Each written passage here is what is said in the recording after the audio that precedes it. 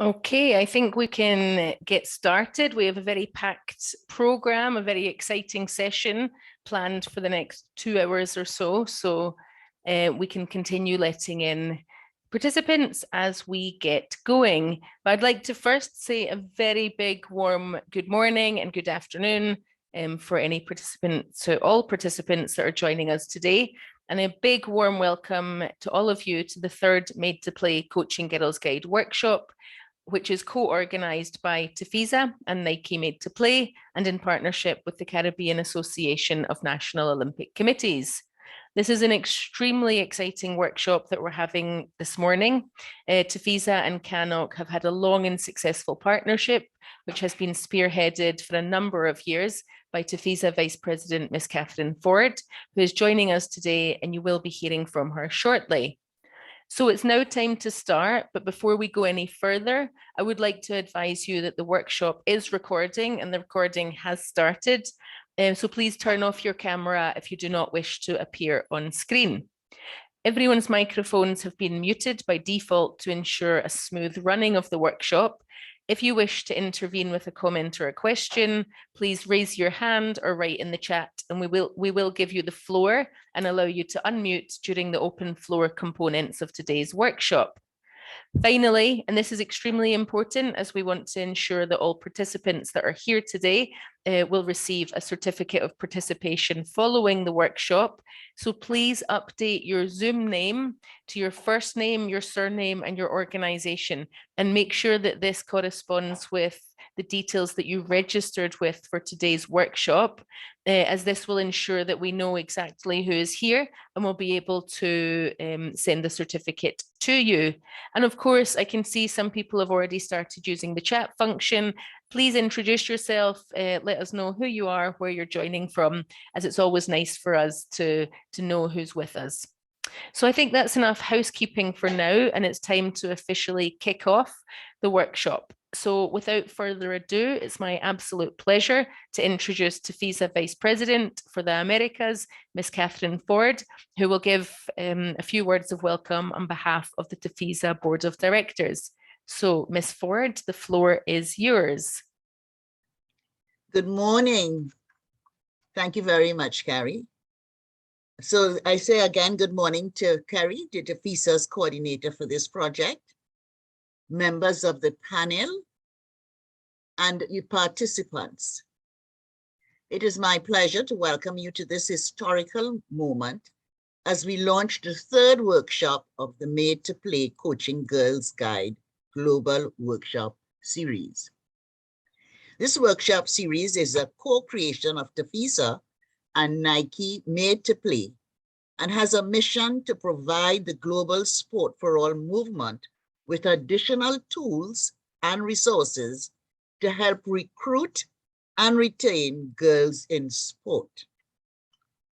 Throughout this year, several workshops will be held in various locations around the world, which will invite members of the global sport for all movement to discover the Made to Play Coaching Girls Guide and support them in utilizing and disseminating the guide in their own setting and language. The workshop series is part of TAFISA's wider strategy to increase and enhance opportunities for girls and women to undertake sport and physical activity, as well as highlight the necessity of equal representation at all levels. TAFISA, through Mission 2030, which is our answer to the United Nations Sustainable Development Goals, strives for a safe, equal future for all girls and women, free from inequities, violence, abuse, and discrimination. In order to reach out to different networks and multiply our impact, each workshop will not only be held in different regions of the world. For example, we've done one in Saudi Arabia, in Fiji, and presently the Caribbean, to come Botswana and Slovenia.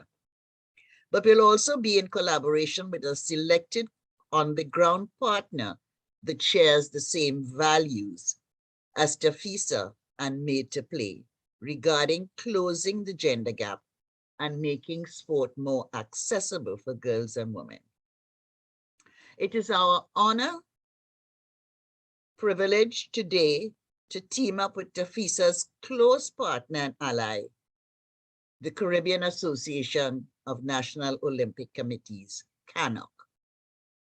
TAFISA and CANOC have worked hand in hand for many years and undertaken joint activities and initiatives such as IOC-supported certified leadership courses, women leadership programs, and this morning I'm also excited to announce that an application has been submitted for a brand new UNESCO-funded project to kick off in 2023, which trains the next generation of women leaders in sport for all across the Caribbean. So on behalf of TAFISA's board of directors, I wish to extend my thanks to President Brian Lewis for the ongoing partnership and to Mrs. Annette Knott for making this workshop possible. TAFISA is honored to be joined by special guests representing the importance of collaborations and partnership work to achieve our collective goals. We're going to hear this morning from the experiences of leading experts in the Caribbean, Dr. Bridget Adams, Miss Donna Raynor, and Miss Sheena Gooding, along with Miss Vivian Holt. I would like to offer a sincere thanks to you all on behalf of the TAFISA Board of Directors for your attendance today, and I look forward to listening to your interventions. I would also like to extend special thanks to Nike for their ongoing support to TAFISA since 2013, and to highlight the tremendous work that they have been doing, acting as an opinion leader and change maker, contributing to move the lines worldwide for girls and women's participation and opportunities. In particular, I would like to thank Mariette Brethauer and Elena Koff for their ongoing partnership and support, and for making this workshop series a reality. I thank you and do have a great day. And finally, just before I close off, I would like to thank all the participants who have joined us today. We received over 100 registrations, the highest of the series so far, from 17 countries. This is phenomenal, as TAFISA truly believes that together we are stronger in our quest for a better world through sport for all. I thank you. Thank you so much, Ms. Ford. Always a pleasure to have you open a session. It's now my honour to pass the floor to our second speaker providing welcome words this morning. We're joined by another familiar face, Mr. Brian Lewis, CANOC President, who I'm delighted is here with us to give words of welcome on behalf of CANOC. So President Lewis, the floor is yours. Good morning, Ms. McDonald. Thank you very much. Let me acknowledge the Vice President of TAFISA Americas, Ms. Catherine Ford.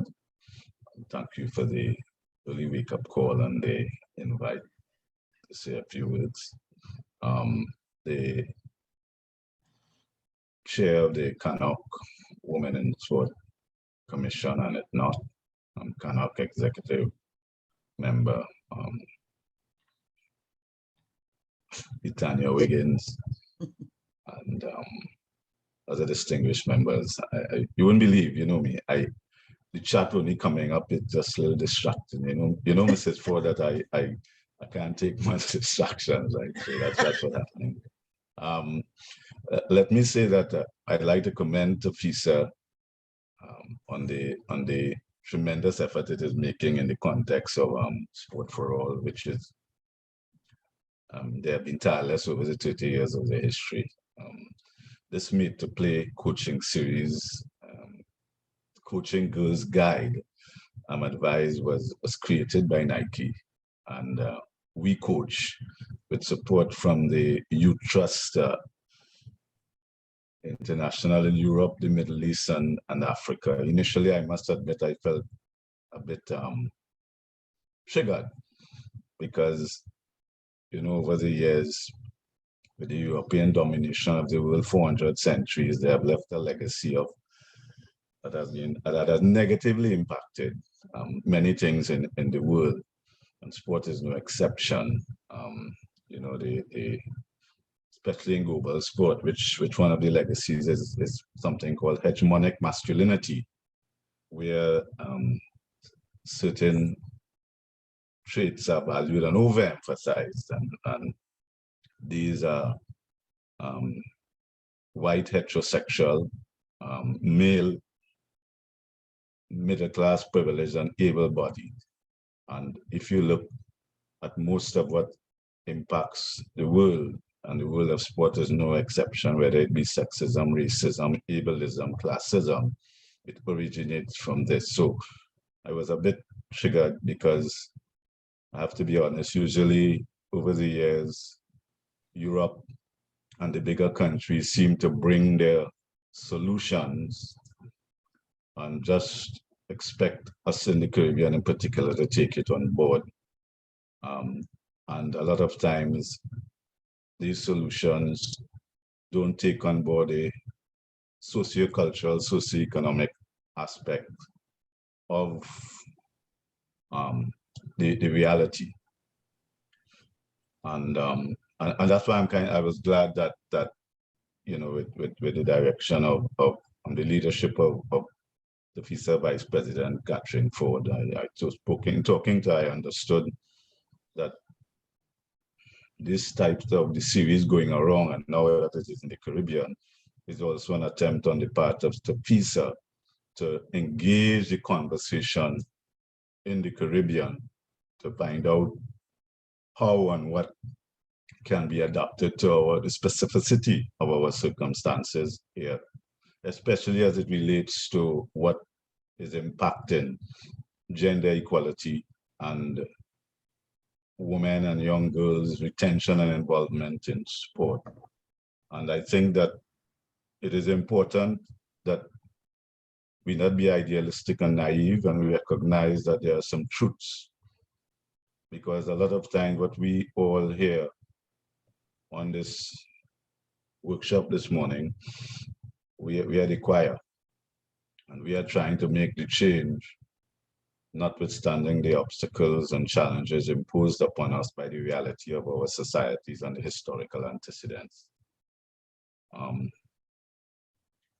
So I really thank all of you, in particular the participants who got up at the early hour of 7 a.m. I noted from information received from Mrs. Norton and Mrs. Ford and Ms. Wiggin that we have, out of the 17 countries, 15 are CANOC members. However, there are 30 CANOC members. 48 females of the 102 registered and 54 males. It's not the ideal, but I think it reflects the reality on the ground of where we are. And but I just wanted to say one other thing. Coming out of COVID, in the post-COVID-19 scenario, we must acknowledge that COVID-19 has been gender regressive. And you look at the economic realities and devastations, what it has done in terms of the deaths and those who have been infected long COVID, long LONG COVID. It has a proportionately higher impact on women, youth, young girls. Domestic and gender-based violence has escalated to epidemic proportions, and sport is paying that price and will pay the price in the short-term future. But it needs these types of interventions and awareness and recognition, because we will need to do more to redress the balance. Most of you know, notwithstanding all the nice things that are usually said, that participation in sport in Trinidad and Tobago and the Caribbean have dropped and receded. We have lost clubs, and that was before COVID.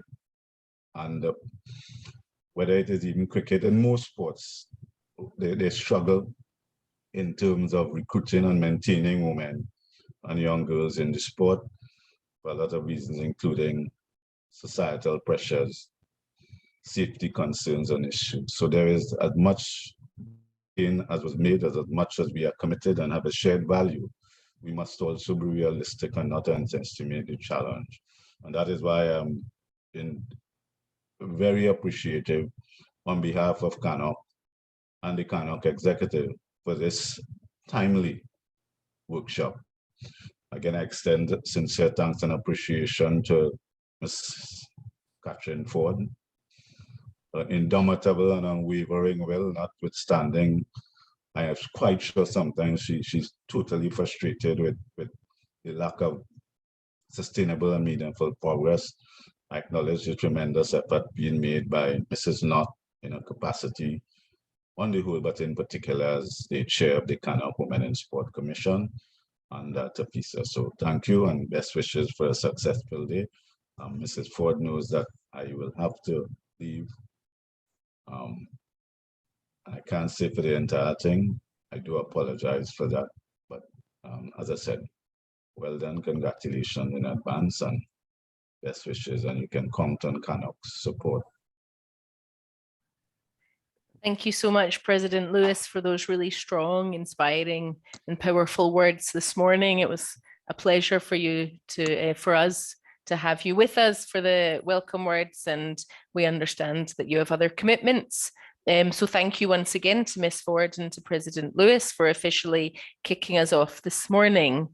So to introduce myself, my name is Kerry McDonald. I'm the Business Development and Fundraising Manager for TAFISA, and I will be moderating the workshop today. So the objectives of this workshop are to empower girls and women through the training and educating of coaches, sport leaders, and managers, to improve the quality of sport coaching offered to girls and women and encourage girls and women to train as sport coaches, and to increase the number of girls who are physically active, women who are trained coaches, and women leaders across the global Sport for All movement. So to achieve these objectives, you are going to hear, first of all, from three fantastic speakers who will report on the state of play of 3 sports across the Caribbean. I'm absolutely delighted to say that we're joined by Dr. Bridget Adams, representing netball, Miss Donna Raynor, representing athletics, and Miss Sheena Gooding, representing cricket. This will be followed by an interactive round table because we want to learn from yourselves, from the participants, regarding your own experiences in recruiting and retaining girls in sport. And then you will be introduced to an excellent resource, the Nike Made to Play Coaching Girls Guide, which will be presented by Miss Viv Holt. All speakers joining us today have fantastic insight, experience, and knowledge to share on how to engage with girls and women across the sport movement. So once again, I just want to thank everyone for joining us and really encourage you to use the chat function today. We want to make this session as interactive as possible. We want to hear from you, the participants, as much as possible. So if you haven't already introduced yourself, please do so now. Let us know where you're located. You can tell us about your role in Sport for All, and you can let us know what you hope to take away from the workshop today. Don't hesitate to use the chat function at any time. And of course, you can raise your hand and intervene during the open floor session. So it's now time for us to learn about the state of play in the Caribbean. I'm just going to share my screen.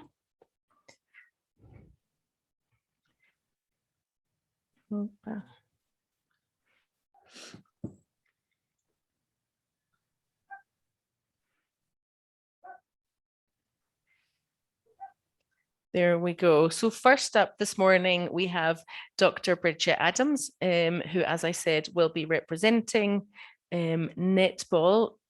Oh, sorry, it's frozen on my slide, on my side. I'll try and get the presentation back up in a second, but I'll just introduce Dr. Adams in the meantime. So alongside being extremely family oriented, Dr. Adams has had an illustrious career in netball as a player and a coach. During her successful career, she captained the senior national team, played and medalled in world tournaments, and was nominated for and won several awards.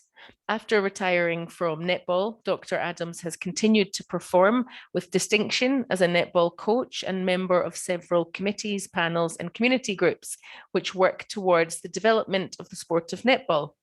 Dr. Adams is currently Honorary Secretary for the Americas Netball. She conducts several workshops and seminars on netball and recently completed her doctoral degree in sports studies.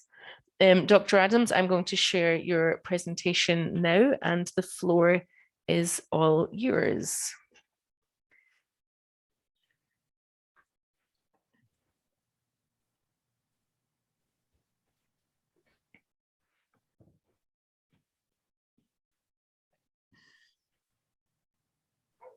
It's just coming. Mm-hmm.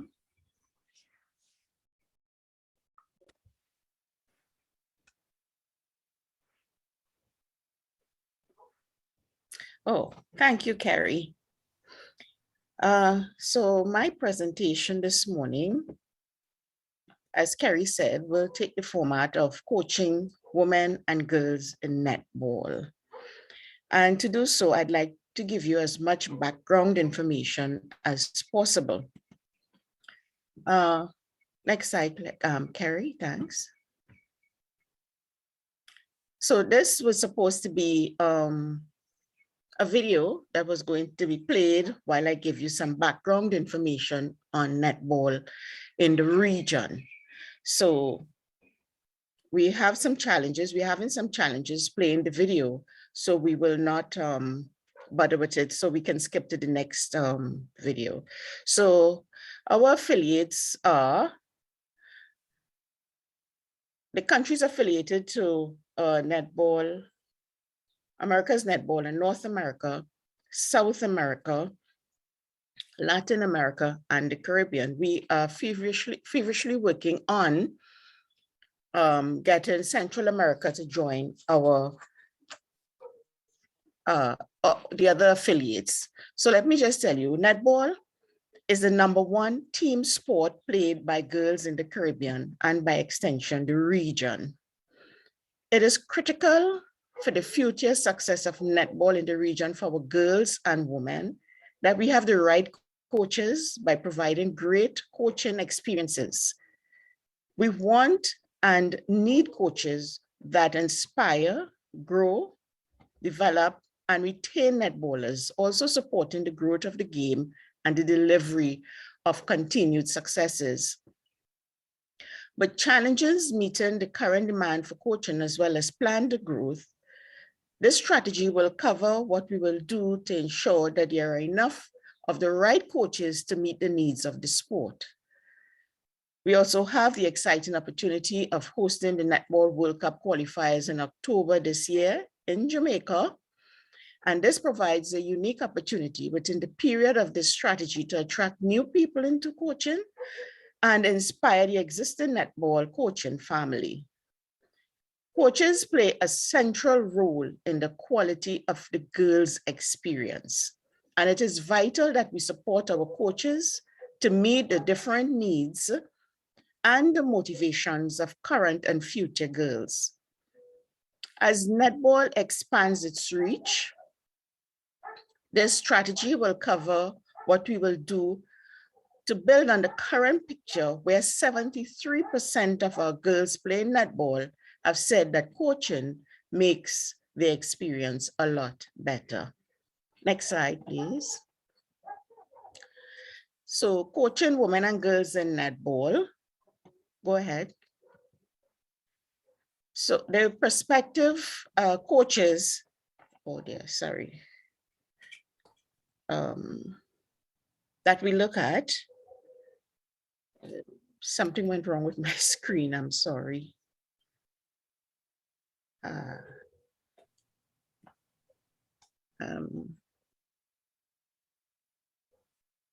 I am not seeing my slides anymore. Oh, wow, I'm sorry.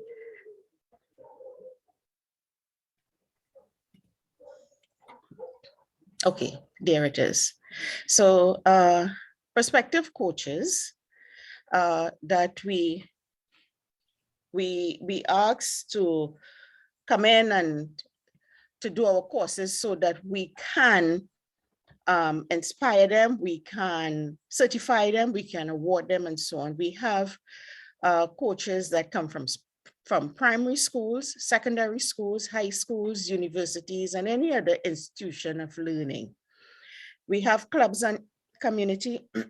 We take them from the grassroots level straight to the highest level. Teachers, we have the teachers as well, parents and guardians. Yes, Kerry?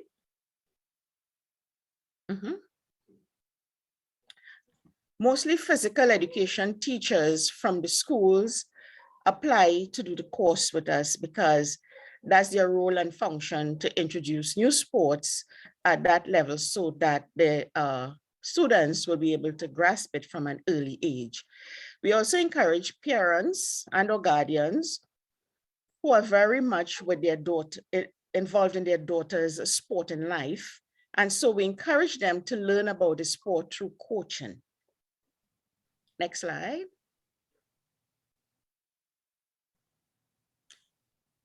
The topics we cover during our practical games and drills are fundamental skills with an emphasis on fun, including movement, catching, throwing, passing, and shooting.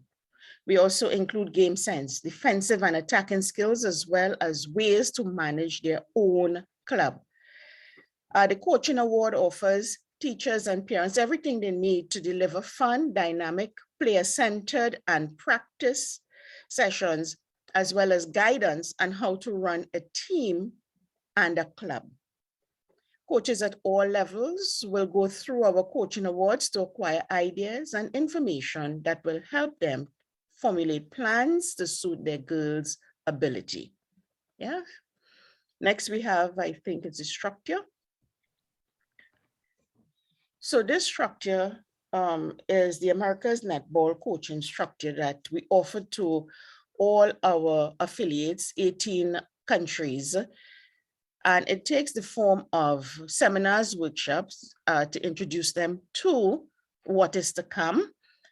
We have the level 1 coaching award at elite level, the level 2, the level 3, and so on. Now, what is critical in setting up this structure? Because we have South, North, and Latin American countries, we have to do it in different languages. And so we are doing the introductory courses in those countries, Spanish speaking as well as French speaking countries in those languages, whereas the sport is being introduced through coaching. And they are doing quite well. Argentina, Guadeloupe, and others, they have had their coaching course, introductory coaching courses done, and they have certified, certify their coaches. We were able to view it online, and we saw what they were doing and what they have done with their coaches. So because we have to cater for all. All right. Once the award is completed, we issue a certificate whereby you can coach throughout the region. Not only the Caribbean, although the Caribbean form a great amount of our affiliates, but they take their certificates, they provide feedback, to us as to what they do, who they have been coaching, what they have been doing, and so on. And we are pleased to offer it year after year, which we have been doing. So when they have received their coaches award or coaches certificate, let's speak to coaches appointment. Next slide, Kerry. Thank you. Right, so coaches appointment. Administrators in the region select coaches to coach teams, some without experience. And when the results are not what was expected, they are relieved of their duties and foreign coaches are their next sought after option. The next question is, what are the administrators doing to assist their coaches with their development? so that the desired results can be achieved? Are they empowering them? I will say administrators in the region need to empower and support their coaches by investing in them. Jamaica is the only country in the region that I know that has done it by sending coaches to Australia for a few months to develop their coaching skills. Coaches, on the other hand, are empowering themselves by pursuing coaching courses and awards. In the region, administrators need to start investing in their coaches so that these same coaches can return with a level of coaching knowledge that can turn things around for their country's team. So how do we coach for succession? This happens on and off the court. Normally, you will hear that the best coach should be put to coach your lowest age group of girls or your lowest team, because that's the foundation. How many of us really do believe in this, you know? That coach now must oversee the function of each team, then select the assistant coaches to work alongside her. This will be in the absence of a technical director, but a technical director is what will really be needed to ensure that all the different stages of your national team or maybe your club team, if you're able to employ a technical director to oversee your program to ensure success going forward. Coaches support for players. This should be a holistic approach because as girls, they have special needs. And to understand what they go through during puberty, we have to play as coaches a critical role in looking after our young girls so that they will be encouraged to continue playing netball from that age when they are, even when they're ready to transition. Yeah, next slide, Kerry. So funding is a very important aspect of netball and in any sport, as a matter of fact, because without funding, there will be no opportunities to play. There are opportunities to play, but the funding plays a very important part, giving our girls that opportunity. For instance, to play in a World Cup and be ranked, each team must play 8 international matches in 4 years. And most times the funding is not available unless it comes from the government or corporate sponsorship. As the Canuck president just said, post-COVID, sport is paying the price and will have to redress the balance. Now, fundraisers, they are involved in a lot of fundraisers. Our girls are involved in a lot of fundraisers. Do we really want to see them out there by the side of the road doing that kind of thing? We have to redress the balance and see how we can move forward. Yeah. To create the opportunities for play that we know it's available to us out there. Equipment is another sore point in our sport. We don't have the requisite type of equipment needed for the sport. Balls is a given, yes, you will get balls off the bat. No problem with balls. What about the other aspects is the hurdles, the ladders and so on that you need to help you to get fit. Players now have to go to the gym in order to use that kind of equipment. If it's not the government's gym, we have to pay. Is the funding available? No. Facilities are inaccessible due to COVID. Still, some of them are still down. So we have to use alternative venues. Not all netball players play on hard court. We have to play on sprung wooden floors. That's to help avoid injuries and other niggling injuries that we may have had before. So facilities play a very important part. They're also costly. Some of them are under repairs. So we need to have proper facilities if we want to give our girls and women the opportunity to hone their skills so that we can advance the sport in a better way. I have a sore point about apparel.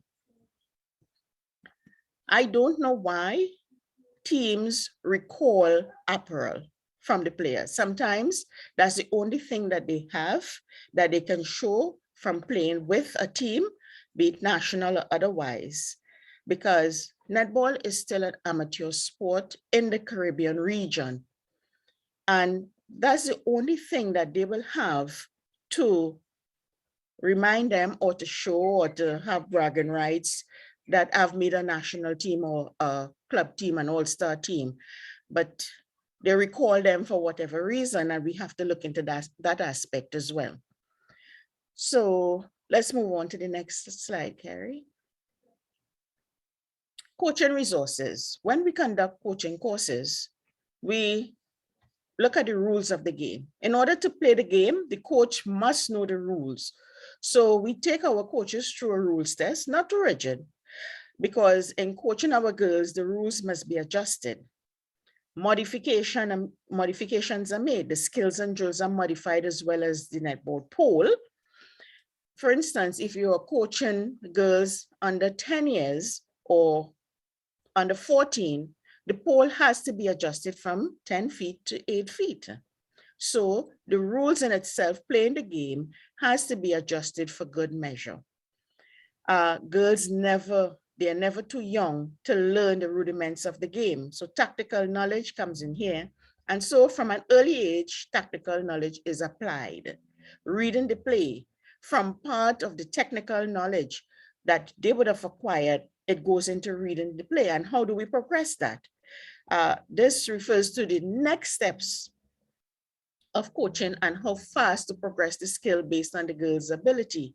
So in progressing the skill, we have to know how and when to progress. We may have a coaching plans laid out. And if the girls on that particular day did not grasp what the coach is trying to do, what do we do? Move on and leave them without knowing? No, we revisit that and we get it right so that the progression can take place very, very easily.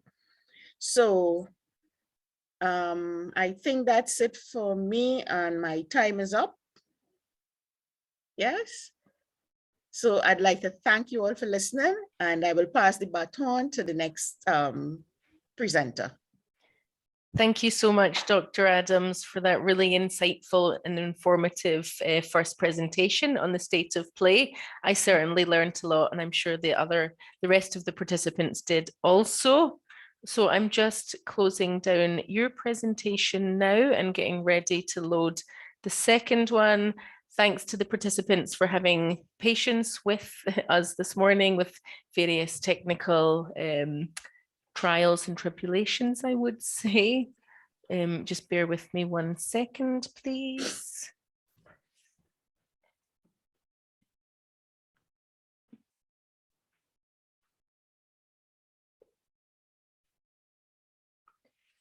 Okay, here we go. I'm just going to share my screen once again.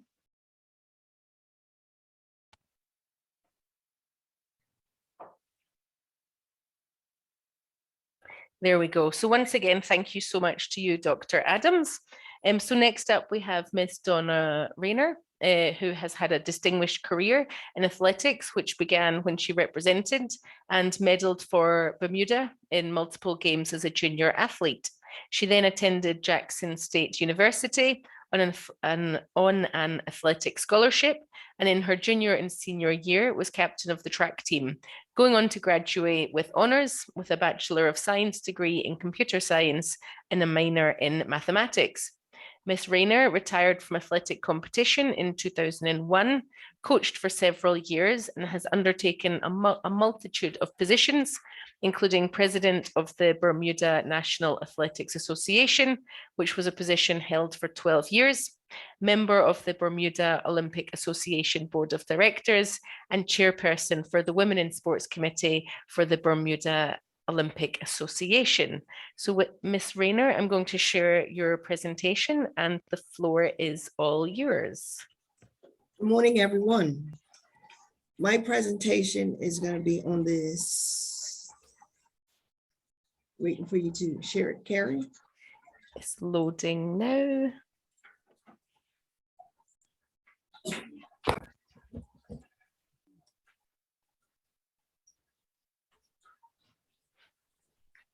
So my presentation today is going to be, what is the state of play in the Caribbean for women in athletics?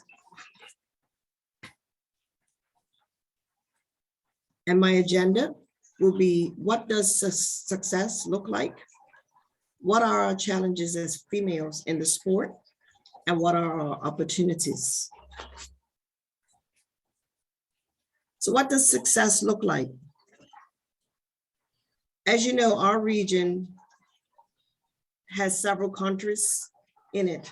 So the success in each country looks different. Country I will speak about is Jamaica, because as we know, athletics in Jamaica is their #1 sport. They have a number of successful junior and several senior female athletes competing internationally and competing in the junior level. As I said, this is Jamaica's #1 sport. What's very important in Jamaica is that they have the school program, which is integrated into athletics. And you would see that when they have their champs. That's probably one of the top inter-school sports event that you will see in athletics across all of the Caribbean. We've also had success at the Tokyo Olympics. We had several Caribbean athletes that were in the top 3 in the Olympics. We have people like Elaine Thompson-Hara. We have Shelly Ann Fraser, Sharika Jackson, Stephanie McPherson. We had Shawnee Miller from Bahamas, Jasmine Camacho Quinn representing Puerto Rico. So for us in the Tokyo Olympics this year, our females outshone our males in the Olympics, and we are very proud of that. And we also celebrated our female athletes in the Caribbean as well. We have a number of certified female coaches in the Caribbean region. We have different levels of certification, starting from level 1, going up to level 5. Once you reach level 5, with athletics being a sport that is across the board, several events, 100s, you've got sprints, you've got distance, you've got jumps, you've got throws. We have to have coaches that are certified. So we do have a number of certified female coaches. We continue to have athletes, female athletes, attending university on athletic scholarships. So with that, that brings the experience. It also brings the level of our athletes up much further. The number of women that sit on our member federation boards, it's growing. And with that, we have World Athletics that has put into place on their board, you have to have a certain amount of females. It started with 7 females. It moves up in the next election to 10 females have to be sitting on the board. And then it increases after that. So that is a top-down solution. So it starts at World Athletics, and then it goes on to all of the member federation boards. And I do have at the end a slide which will show you how many females we have sitting on our boards as presidents, vice presidents, and also general secretaries. We also have a program, Kids Athletics, which is implemented across all of our region. And basically what that is it's to get athletes involved early in athletics, but from a fun standpoint. So instead of having a full javelin, they would have a small rubberized piece of equipment that they would throw just to get them, to show them how to throw. They also, it also includes, as I said, mostly fun events. And this starts from the age of about 6 years old. You can have children competing in kids athletics. We've also introduced an athletics commission. We have several commissions in our region, which is NACAC, North America, Central America, and the Caribbean. And those commissions all have females as part of the commissions and the committees. The Athletes Commission is put there to assist our athletes as they go from junior to senior athletes, also giving them a voice, you know, of what they would like to see, what they would like to see in coaching, what they would like to see in officiating. We also have implemented a gender leadership working group, which I shared that working group. As I said, we have several sessions with our members, showing them how to, trying to get them to grow and develop and get confidence in themselves as females, to put themselves forward for board positions, to get them involved in officiating, to get them involved in coaching. As I said, we celebrated our women in December after the Tokyo Olympics. So we had a session where we brought in some of our athletes that performed at the Tokyo Olympics, giving them the opportunity to speak. We included some of our young girls in that session as well. One of the main things for athletics, of course, is competition. So we have put together several competitions across our region. We also have our athletes that compete in Europe, but what we're trying to develop right now is competition within our region so that our athletes don't have to travel to Europe to compete. So we have a circuit where our senior athletes compete. We also have games for our junior athletes as well that are steadily increasing. Next slide, Kerry.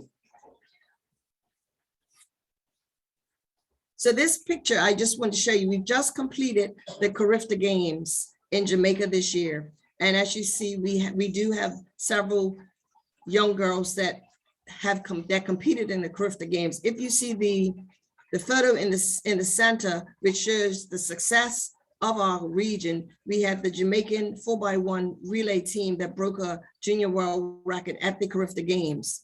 Up in the corner, you see a young lady from British Virgin Islands who won the 100, 200 meters and the long jump in her age division. She became the athlete of the meet. We have an award for the most outstanding athlete, and that is male and female. And this year we had a female that came out on top. So as you see, several regions have athletes that shine, not just Jamaica, but in the Carifta Games, Jamaica has been the region that comes out on top. Next slide. So what exactly are our challenges in the sport? And I think in most sports, the major challenge is retaining our young girls in the sport. And if I can give you some stats from the Carifta Games, just to show you how our numbers decline from our under 17 division into our under 20 division. So for example, in our under 17 division, we had 16 girls that competed in the 100 meters. So they had to compete in a semifinal to get to the final. In the under 20 girls, we had straight final where we only had eight girls compete in that age group. The under 17 girls in the 1500 meters, we had 13 under 17 girls compete, and then we had only 5 in the under 20 division. Again, 800, we had semifinals. Under 20, we went straight to finals. When we look at, we have an event in 3000 meters. Now in the males division, we have 3000 and we have 5000. And in the males division, both of those events are oversubscribed. We've put together one event, which is the 3000 meters, which is open, which is under 17 and under 20. And we only have 7 females that compete in that event. So as you can see, when we go from the under 17 up to the under 20, the numbers drop drastically. With teenage girls over 16, as I said, they start to lose interest. I think we all know our young girls, they get involved with boys. They may get involved in other sports or other things. And I always used to say to my parents when I was a coach, if we can get those girls over 16, then we've got them hooked into the sport. But how difficult is that? As I said, there's so much out there these days. You know, you have social media, you know, you have so much that takes our girls away from the sport. One of the other challenges, because we don't retain the young girls as we should, transitioning our athletes into the senior program is a challenge. You know, we need to basically look at, okay, what can we do to excite these young ladies to keep them involved and interested in athletics. The other challenge, as I said, we do have some female leaders, but I think we need to have more female leaders, because the more the young girls see people that look like them in the sport, the more they're going to want to stay in the sport. And of course, for female leaders, you know, if we're making decisions, we're looking at decisions that are going to affect our females, and also make sure that we have things in place that move our athletes up into different areas. And also, we also have to remember that we can encourage our young girls, if they don't want to be an athlete, they can be an official, they can be you know, a leader on a board, or they can be a coach. So those are things that we need to make sure we have in place. I stated earlier that we do have some female coaches. We need more female coaches, and we need more specialized female coaches, because as Dr. Bridget mentioned earlier, we need to understand females. Female athletes are different from male athletes. You cannot coach a female athlete the same as you coach male athletes. So we need to be cognizant of that and make sure that we do have female coaches that can assist those girls to transition from young girls to young ladies, so that we understand that. With more sports, you know, you now have cricket for women, you have football for women, you have netball for women. So there are several times that we lose some of our athletes to other sports, and that's fine as well. But we need to still make sure that we keep the numbers in athletics where they need to be. Another challenge is safe environments. And I think now that is a major topic that's being discussed throughout all sports, is having a safe environment, not just for females, for males as well, but more for females. When we look at what happened with the gymnasts in the USA, you know, with physios and so on and so forth, we have to make sure that our environment is safe, because I'm sure any parent wants to know that their child is going to a safe environment, that they can leave that child at their training center or at the sporting event, and they feel confident that that child is safe. So we have to make sure that we have safe environments for our athletes. Next slide.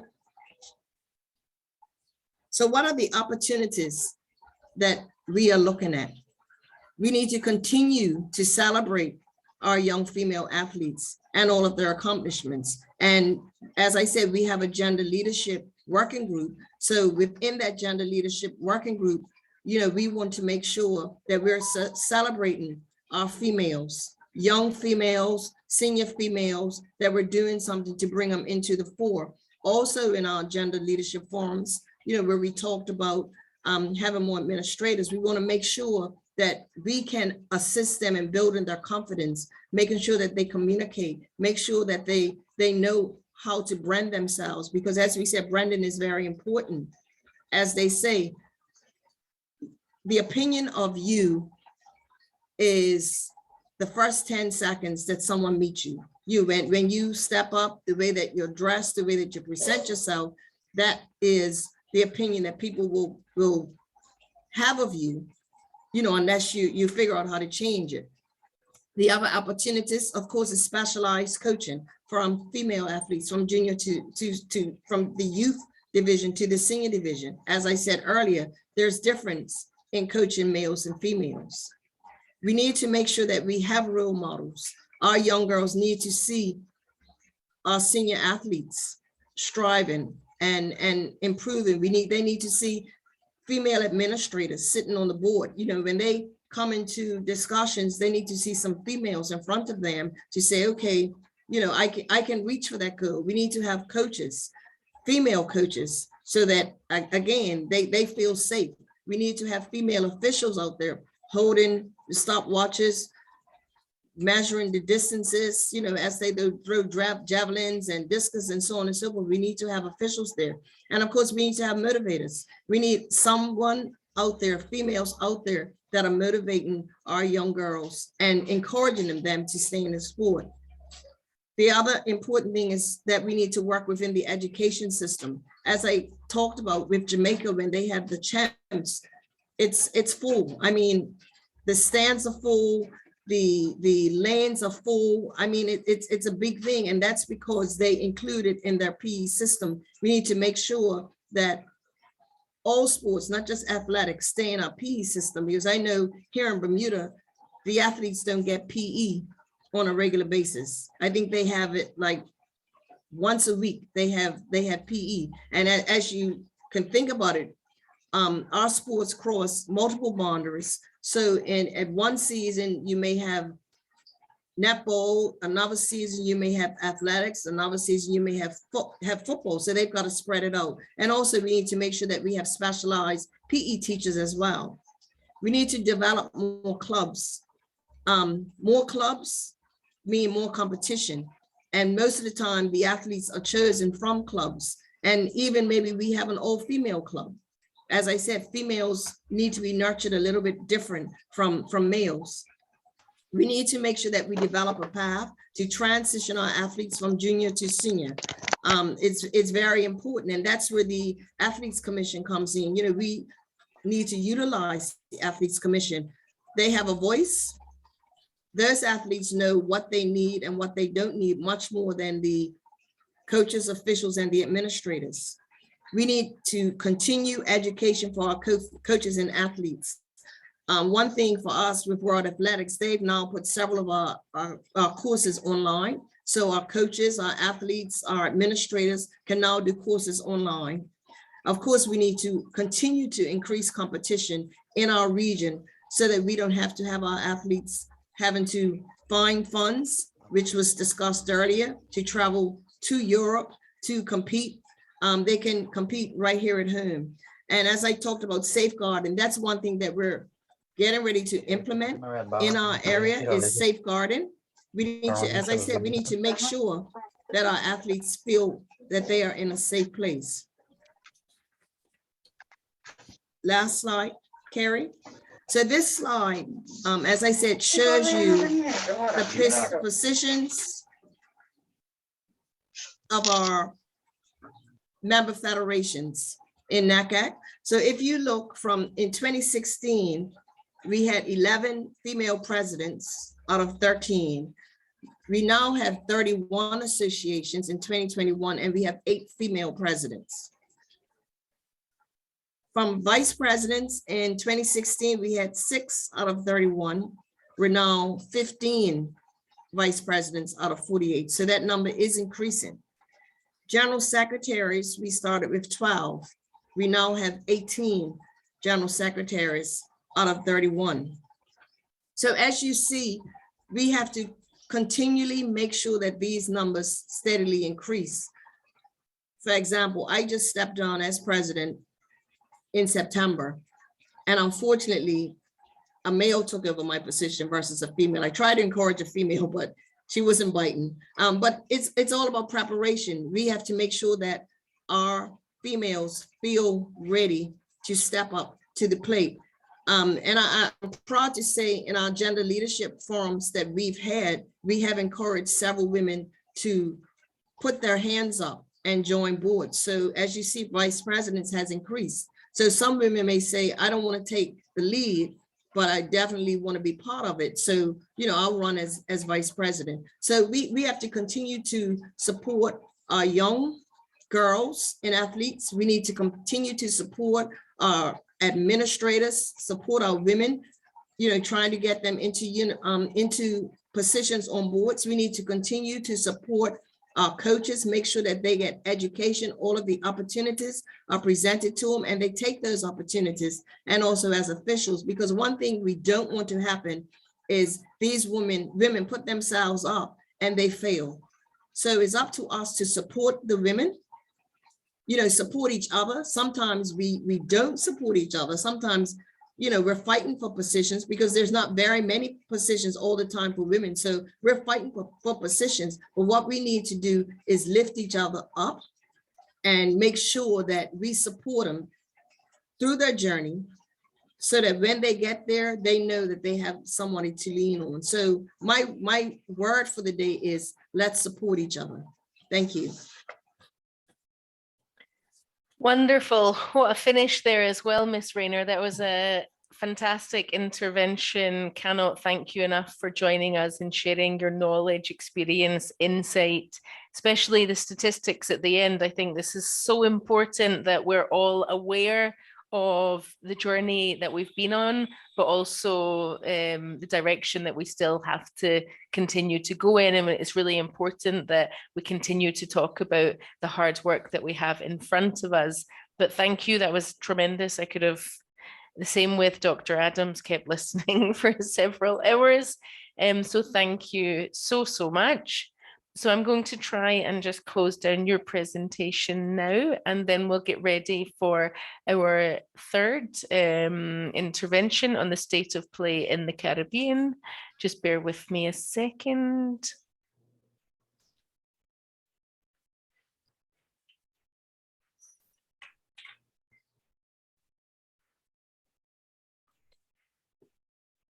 Here we go. So we've had a couple of fantastic interventions so far. And last but certainly not least, we have Miss Sheena Gooding, who's had a prominent and successful career as an athlete, including former Barbados national record holder in the 800 meters and 1500 meters.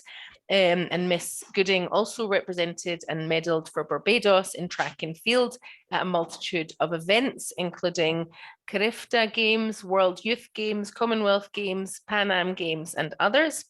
Miss Raynor attended Austin PA State University on a full track scholarship and gained a bachelor's degree in business administration with a concentration in marketing. And then she went on to study at the Illinois State University, where she gained a master's degree, in kinesiology.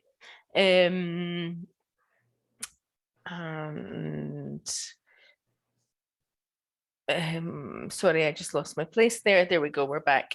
Yes, as I said, gained a master's degree in kinesiology with a concentration in sport management. Miss Raynor's successes in track and field saw her inducted into the Austin PA State University Hall of Fame, and she now holds the position of project officer at Cricket West Indies, as well as team manager West Indies Women. So Miss Gooding, the floor is yours. Thank you very much, Kerry. Good morning, everyone. Thanks for having me present today on the state of play of cricket in the Caribbean. And first, I want to acknowledge Mr. Henderson Springer, the former head coach of the West Indies women's team. We have Samantha Lynch. She is the only female level 3 coach in the region. We have Shakira Salmon, current West Indies women's player, and Gary Bell, the team analyst for the West Indies women, and he's worked with them for over 5 years. You would have heard that my background is mainly track and field, so I know some persons probably wondering how I got into cricket, but my main role at Cricket West Indies is operations, logistics, and I've had the pleasure over the last year and a half to work to be the team manager for the West Indies women. First of all, in terms of state of play, I'm going to touch on 3 areas: players, coaches, and match officials. And most persons, if you follow cricket, you would know since the 2016 T20 World Cup that you will find most of the players are still competing in 2022. And that's for 1 or 2 reasons. That 1, they started very young, and 2, we have not had a lot of development of women's cricket players in the region. You may ask what is being done to improve the state of play for women. With the introduction of the 2023 ICC Under-19 Girls T20 World Cup, CWI is actually hosting this year the Under-19 Girls Regional Competition, which is being held in Trinidad in July. So that gives us an opportunity to find new talent to add to the current senior women's team. And everybody would know that COVID would have affected us significantly. And with that, CWI was unable to host our yearly regional tournament for the past 2 years. But once again, in 2022, that tournament will be held in Guyana next month. So it gives us a chance to see not only the current players, but any future players that may be coming through that we can add to the senior team setup.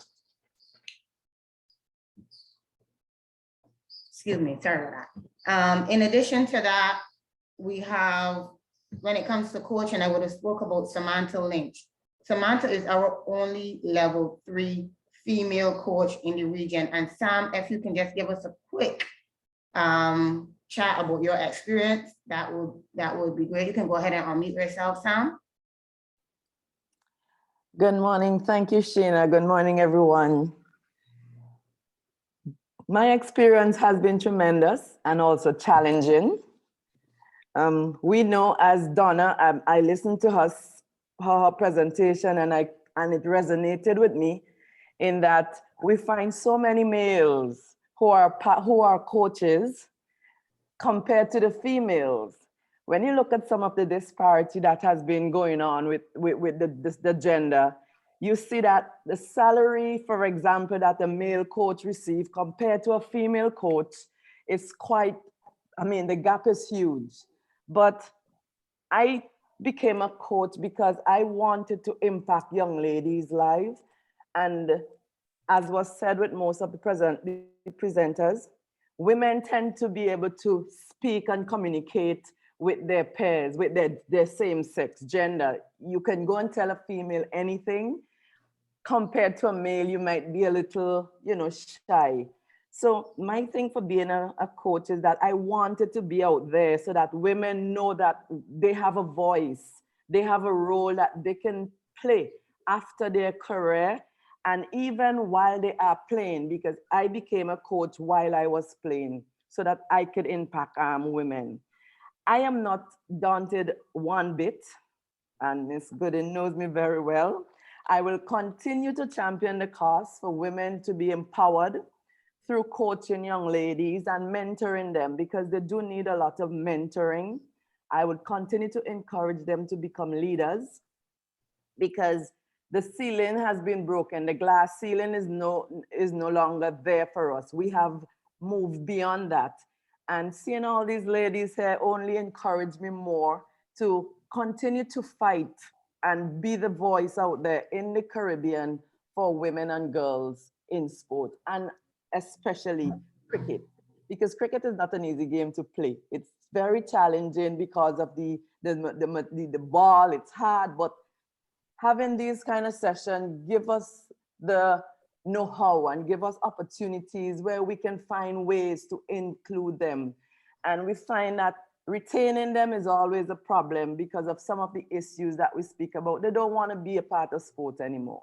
So I'm starting from the grassroots level where I go to the schools and I teach young grade K kids the basics in running, jumping, skipping, catching. And when they develop, they can choose which sport they're in. So I'm loving the challenge. I'm in the ring with the guys, and I'm going to be boxing hard. So thank you very much for the opportunity to share, and I will continue to do my best to ensure that women are empowered in the area of sport and coaching. Thanks, Sam. And I think Donna mentioned it, that it is important for the female athletes to have role models in the sport and to understand that there's continuity once their career is over. And with that, I want to call on Shakira Salmon. She's still an active player, but Shakira is also into coaching and she is also into broadcasting. So some of you would have heard Shakira in some of the international home series commentating over the last year or so. So Shakira. Good morning, everyone, and thank you, Ms. Gooden. Like Sheena would have said, I've been involved in a number of things off the field as well. So it's not just me playing. I've dipped my foot in water as it related to broadcasting and coaching. I was a coach in primary schools in Barbados for about 2 years at the National Sports Council. Unfortunately, I've had to stop because of national duty. However, I would say firstly, when I got into coaching and broadcasting, I did suffer a bit of imposter syndrome as a female who still felt, even though I was playing cricket since 2008, I still felt as though I was imposing on in a man's view. There were so many men around me. Even when I did my first series broadcasting, I was supported by an all-male cast. And one of the more disappointing things for me is since Donna Simmons stopped commentating a number of years ago, we haven't had any females coming through or being introduced to broadcasting. I think right now we only have Stacey Ann King and Alex Jordan. Alex Jordan herself, who probably got into it because she is a broadcaster and not necessarily affiliated with the sport. I would say Sheena spoke about development in cricket. I've heard a number of people who've presented speak about struggling to find ways to retain more than recruit the girls. I think we've suffered that a lot in cricket. We've struggled to retain interest as it relates to the young girls. We've lost girls to football and other sports. I think the last presenter would have spoken about that just now. I think for me, the main thing is having people like Miss Gooding herself who have a genuine interest and who are genuinely invested in the growth of females in the sport, in the development of females in the sport. I think that is the main problem in the Caribbean, around the Caribbean. We have many people who get involved in coaching or administration, and it is more a means than end. They want to be involved with the main sport, with the senior men who travel a lot and who perhaps make more money. Miss Lynch just alluded to that. And they settle for the women. So as athletes, not just female athletes, as athletes, I think that's something we pick up. We can tell whether there's genuine interest in our sport and in our development. I think we need to get more people who are involved in that. And one of the reasons I've become involved in other things besides playing is so I can be a role model and show girls that there are opportunities off the field as well. Obviously, we're struggling as it relates to financial support. I don't think this is just because of COVID. Obviously, COVID has made it worse, but we are struggling. We are still playing a tournament. I think in 2022, we're still playing in a tournament where there is no prize money for winning the tournament. I think that's a major issue because lots of girls have to take time off from work to train and do other stuff, and they just don't have the financial support to continue playing. Lots of girls stop playing because they don't have the funds that they may need. Yeah, so I'm really excited about what I can do to encourage more girls. One thing everyone will know about me is I am a real motivator. I will try to encourage girls to continue to play. And like I said, that's the reason I'm involved not only in playing, but also in broadcasting and coaching. All right, thanks very much, Shakira. And you would have mentioned Alex Jordan and Stacey Ann King, who would have recently been on the broadcast team of the ICC Women's Cricket World Cup and in New Zealand, which was held in February. And it was also good to see a lot of female match officials and match referees in that tournament, because ICC is also focusing on, the development of the female umpires. And in our region, might be sad to say that we only have one international female umpire, and that's Miss Jacqueline Williams, who is from Jamaica. And she's getting a lot of opportunities recently with the T20 World Cup. She was actually part of the match officials team for the under-19 boys that was held in the region. Jackie was recently at the Fair Break competition in Dubai, and I believe she's expected to be at the Commonwealth Games. But Jackie is we have over 20 umpires in our system, but Jackie is the only female. Luckily, or I'll say that we have just introduced a female umpire panel, but we only have 4 females that are certified. But our umpires coach, Mr. Peter Nero, who's from Trinidad, is working really hard to get the level of female umpires increased within the region.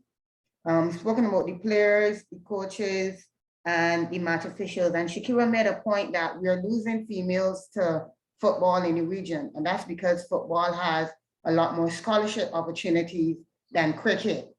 I spoke about the lack of tournaments for females in the region. But one thing that I've seen recently is that the territories, they are making contact with each other and hosting bilateral tournaments, and saying, like right now, Trinidad and Tobago women is currently in Barbados playing a tournament in preparation for the regional tournament next month. and over the Easter weekend, I believe the Trinidad women's cricket team were in St. Vincent, playing a tournament against the Windward Islands team. So we have to take it upon ourselves to make that connection, form that bond with each other, and host tournaments that would see an increase in participation. You will see an increase in development of the players, and that way we can probably try to retain players within the region. One thing that CWA is also doing, part of their strategic plan, is to strengthen and invest in the development of coaching talent within the region. And we currently have only 20 female coaches at the level 2, with level 2 certification compared to over 100 male. And I know the disparity is wide, but that's the reality that we face within the cricket aspect right now. What else can be done? Just got to keep encouraging each other. We have to work together. I think the retaining and retention of the females.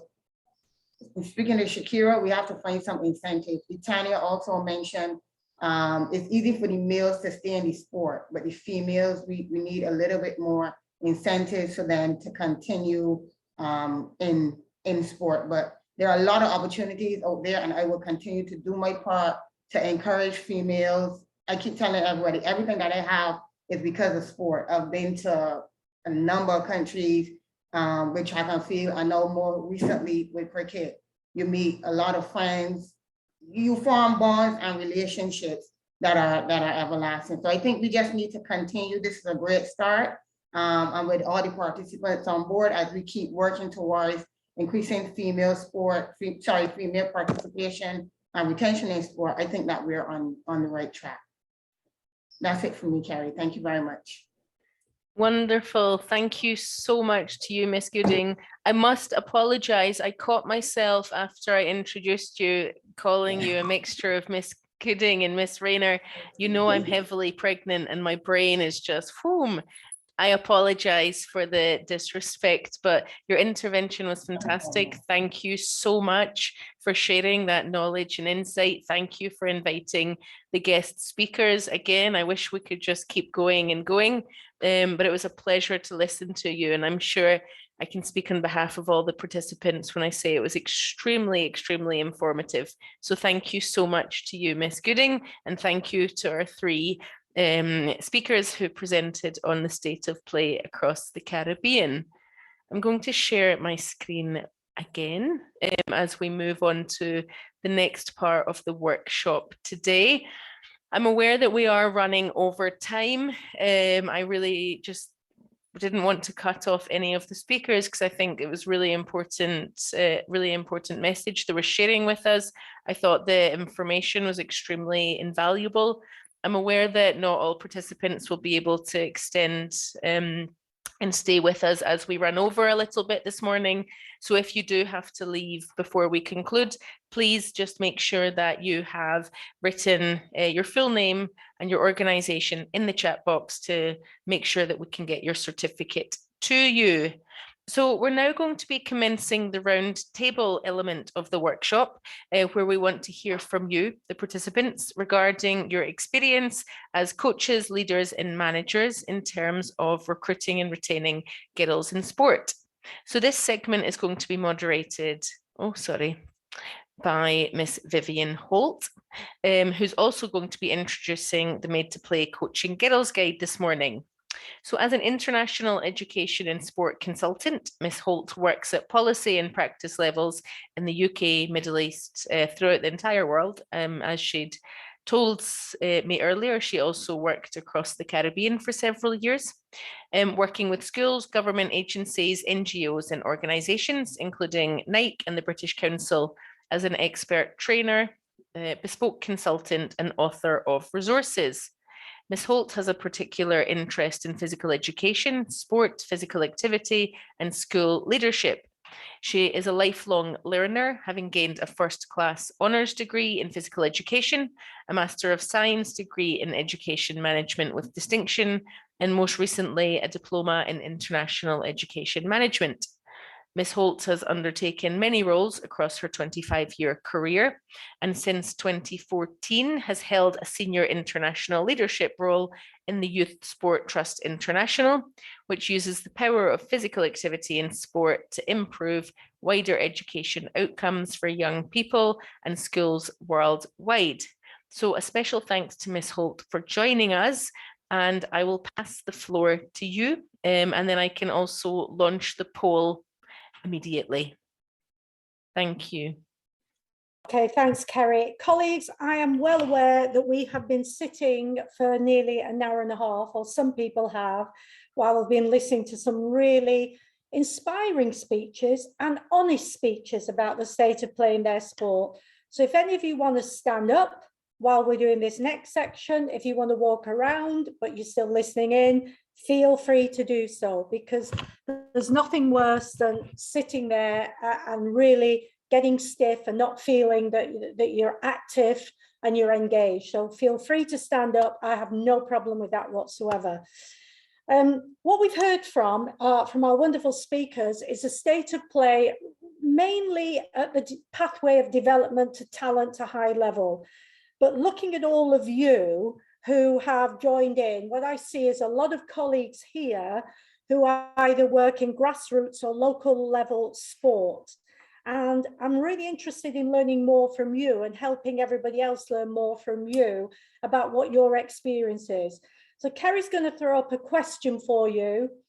If you've got something to contribute, put your name in the chat box after you've done this, and I will contact you and we can have a bit of a discussion.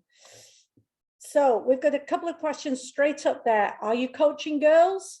If the answer is yes, click yes. The answer is no, click no. And then the second one, have you faced challenges in recruiting girls? So let's look at recruiting as well. So have a go at these questions, please. Put your input in and we'll take it from there.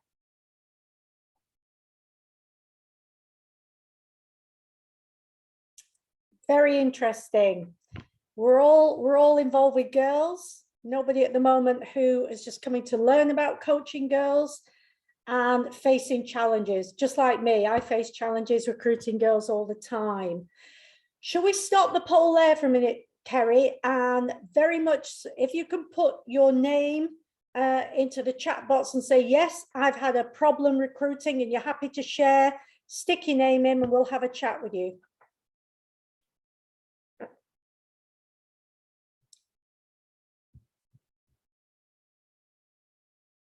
Anybody want to share what your challenges have been recruiting girls?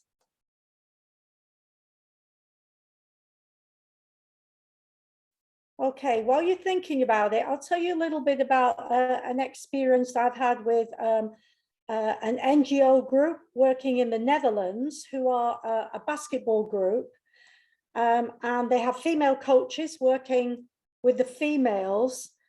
But they have a problem because although it's a female session, their problem was they were getting a lot of boys hanging around watching. And in particular, the girls found that uncomfortable. And then the boys were kind of shadowing them when they left the playing area and asking for their contact details, et cetera, and making them feel very unsafe. And so we had a bit of a session with the female coaches talking about something that was mentioned, I think, by, it might have been Bridget or Donna, I'm not quite sure, but we had a chat about how we can provide a safe space for girls. And that doesn't mean that it has to be a different space to boys, but it has to be a space where girls feel comfortable. So talking to the girls, we got the coaches to talk to the girls and say, what does safety when you're playing mean to you? And they kind of came back with a discussion and said, we don't want boys watching us. So can we play where there's no boys watching us, or can the boys be moved so that they're nowhere near our field of play so we don't feel intimidated? So that safe environment. So what the coaches did, they had a chat with the boys and said how it was upsetting the girls, and please would they move away. And they managed to get them to move away to go over to the boys' pitch. And that meant that the girls felt a little bit safer in this outdoor space because they were not constantly being watched by boys. Anybody else who's got something they want to share? Rihanna, hi. Do you want to unmute yourself and share your experience with us? Hi, good morning, everyone. I am Rihanna from Trinidad and Tobago. I am a triathlon coach, and I coach local club beginner level athletes, juniors, well, kids and adults. I started 868 Triathlon, which is a multi-sport club, in 2019, and the club has grown significantly in a few short years. And one of our main goals is to help get more women involved, girls and women. And we started off with more than a 50% membership. And as the club gained popularity, I found more men, the membership of men started to overshadow the female participation. And in talking to women, they are very interested. They want to come out and participate, but their challenge is in looking at the club and seeing the men there, the guys they tend to be more competitive, faster, they look very intimidating to them. So they are thinking, well, here I am now coming out to try this new sport. Weak at swimming, I can't really run, and I'm going to be participating with these guys, and look how good they look. So they feel intimidated, thinking they cannot even compare themselves to this person, to these guys. So one of the things we've done, the club has done, we've actually started a women's clinic, a women's only clinic, and it's designed with a learn to swim program. So even if you don't know how to swim, or you may need a refresher because you haven't done it in a while, it's a fixed length program. We have the swimming, and then they do cycling, running, strength training as well. And at the end of it, we have a special race just for them. So this race is only for women, and we are basically preparing them for that. And at the end of it, they can see you can also do a triathlon. We speak about women specific things that you might even think about that affect women, such as your sports bra, proper sizing, how that can affect your health, PMS, what to do during your period, exercising, how the different foods you eat can affect your cycle, and how your cycle can affect your training, even something like your hairstyle and wearing a swim cap and a cycle and helmet. So that's some of the things that we're working on, and it's popular so far. We're into the 4th week and we have 13 women. There are still a few who are considering, but I think it's going well so far. Rihanna, that's a really powerful example, and thank you for sharing. I mean, I think you've highlighted one of the real challenges in recruiting girls when it's a mixed situation is girls compare themselves to boys. They look at boys, they look at their body shape. All of us, me included, we all have hang-ups about our bodies. There's always something that we don't think's right, or could be better, or doesn't look good. And so what was really good, really great strategy for you is you listened to them, you talked to them, you found out what it was that was putting them off, and you created an environment where they felt safe to come.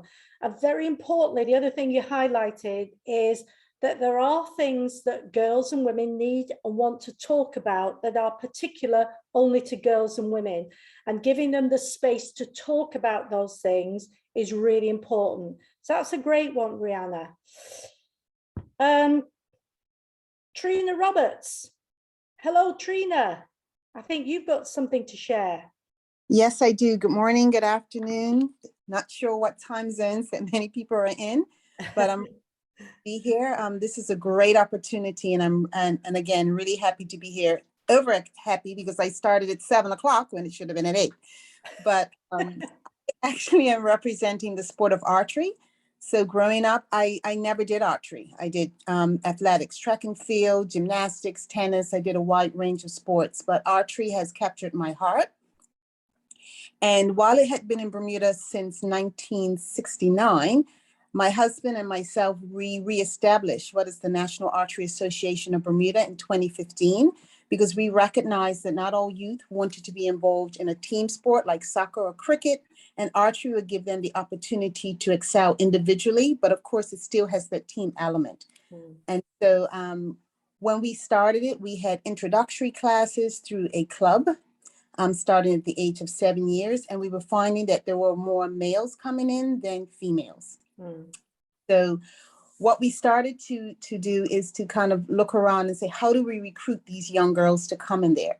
And when we did have young women and young girls come to try it, what we recognized is that they were feeling that they were going to be inadequate managing the equipment. They're not strong enough. So we had to encourage them. I had to help build the confidence in them by sharing my experience when I first started. That, you know what, I was a bit nervous as well. You know, you're worrying about, you know, not being able to hold the bow to release the arrow, hitting your arm or things like that. So just being able to share your experience, I found has helped them to become a bit more involved and wanting to try it. But again, as young girls, when they reach the ages of 15, they start to either focus on young boys, which Donna actually spoke about as well. So that becomes a bit of a challenge. And also they're looking at other sports, or they're trying to keep that balance between education and also sports. And so having role models around them is so important. So I'm always trying to find someone else, even if it's not the sport of archery, another sport, to actually give an example. Because I think for our young people and for many of us, being able to hear a personal experience from someone helps them to recognize what they can possibly do. So we're still got a ways to go in the sport. Our males seem to be excelling a bit more than our females, but we are getting there. And as far as coaches, I'm hoping that I can have some other female coaches, because we have 4 coaches in total. Again, 3 are male, 1 is female, 1 being myself. 2 of us have level 3 coaching certifications. So 1 male, 1 female, so it's kind of even there. But again, looking for more female coaches, because I'm hoping that our Department of Youth, Sport and Recreation in Bermuda is going to get archery out into the schools, because not everyone participates in track. And so if we can get archery in the schools more, then that can become more competitive, and the sport has grown all over the world. So again, thank you for this opportunity of being here to hear and also to share. Brilliant. Thank you, Trina. And you made some really good points there. It's quite interesting that, you know, you mentioned how you shared your story and how you had found it difficult. So you create that connection with the young person. They see and they hear someone who has felt or is feeling like they do. And that's really, really important. I think the other thing is, you also talked about role models, and female role models are many different things. The reality, listening to our speakers, and the reality from my experience around the world, is we still have a male dominance of coaches at all levels, grassroots all the way through to elite level. And I think there's something wrong, that there's an inequity there. But I don't think it's wrong to have male coaches, as long as they understand females and they can relate to them in a way that is positive. And so I understand what you're saying. You need female role models, or females they can go to if they're working with a male coach to talk about issues. But at the same time, it's been a role model for girls as well. And I think that's really important. Anybody else want to share on this one, or should we move on to another question? Anybody else? Hi, good morning. I have my hand raised up. I'm not sure if you'll sorry, be able to see it. It's very difficult. Oh, sorry, it's very difficult to see everybody, but please jump in. No problem. My name is Quanish John, and I'm from Trinidad and Tobago, and I wanted to share my experience in building the school girls rugby league in Trinidad. We had, I was a youth development officer for the program Coaching Boys, and I looked and said, but why am I coaching boys when there wasn't much girls being coached, school girls being coached? And one of the things that we did, because we didn't necessarily have a lot of female coaches that have the time to coach girls after school, was to have a workshop for the male coaches around the expectation and the purpose of the league, which was primarily to get girls involved in rugby, which was considered then a very male-dominated sport. So we had to have workshops around why girls play sport, and why girls play sport, why they would want to come and play rugby, and how they can change their approach in coaching to keep the girls involved in game. We were able to run that program for the past, I think we're in our 10th year now, and we've seen a growth in game, not necessarily in the population, but the depth. So there has been an increase in contact participation as a result, because we meet the girls where they are and not necessarily where we expect them to be. And again, it was about creating that safe environment where, rugby is a sport where, all body shapes are welcomed. So that was key that was a key message for our coaches as well. Not necessarily don't turn away anybody, but make everybody feel welcomed. And so that was one of the strategies that we used until we were able to get more female coaches involved, as well as in our league, there's peer leadership. So the young girls, assist the coach. If they no longer played, they integrated into an administrative role, or they integrated into the refereeing or the officiating, so that they can see themselves in leadership roles, and leadership roles isn't something that is strange to them. So what observing the women's program in Trinidad, you see where that initial access to leadership or playing or has taken their lives into different trajectories. So Wow, thanks. Kwanezi, that's fantastic, and I love the way you describe the pathway to recruitment. And this was mentioned, I think, by Sam, who was speaking in Sheena's session as well, about going into schools, because as you said, it's not always comfortable for girls to come along to a club. So if you can at least, as a coach, go and introduce yourself to them in a setting where they are comfortable, i.e. their school, for example, that's a good way to create that initial connection. And if you can do it on a school site where they feel safe and secure, and somewhere where they know, even better. And I like the other point you made, which is a really important one. It's one of the flagship pieces of work we do around the world, which is developing young leaders, young sport leaders, and that the importance of peer leadership. Girls are more likely than boys to want to work in friendship groups. Boys will just get out there and compete. Girls will come if their friend comes, or if there are people there that they get on with. And therefore, to have a peer or somebody that they trust will also encourage. So thank you for sharing that. And we have Glenda with a hand up. Glenda, do you want to share your story? Hi, pleasant good morning. Acknowledging Ms. Dr.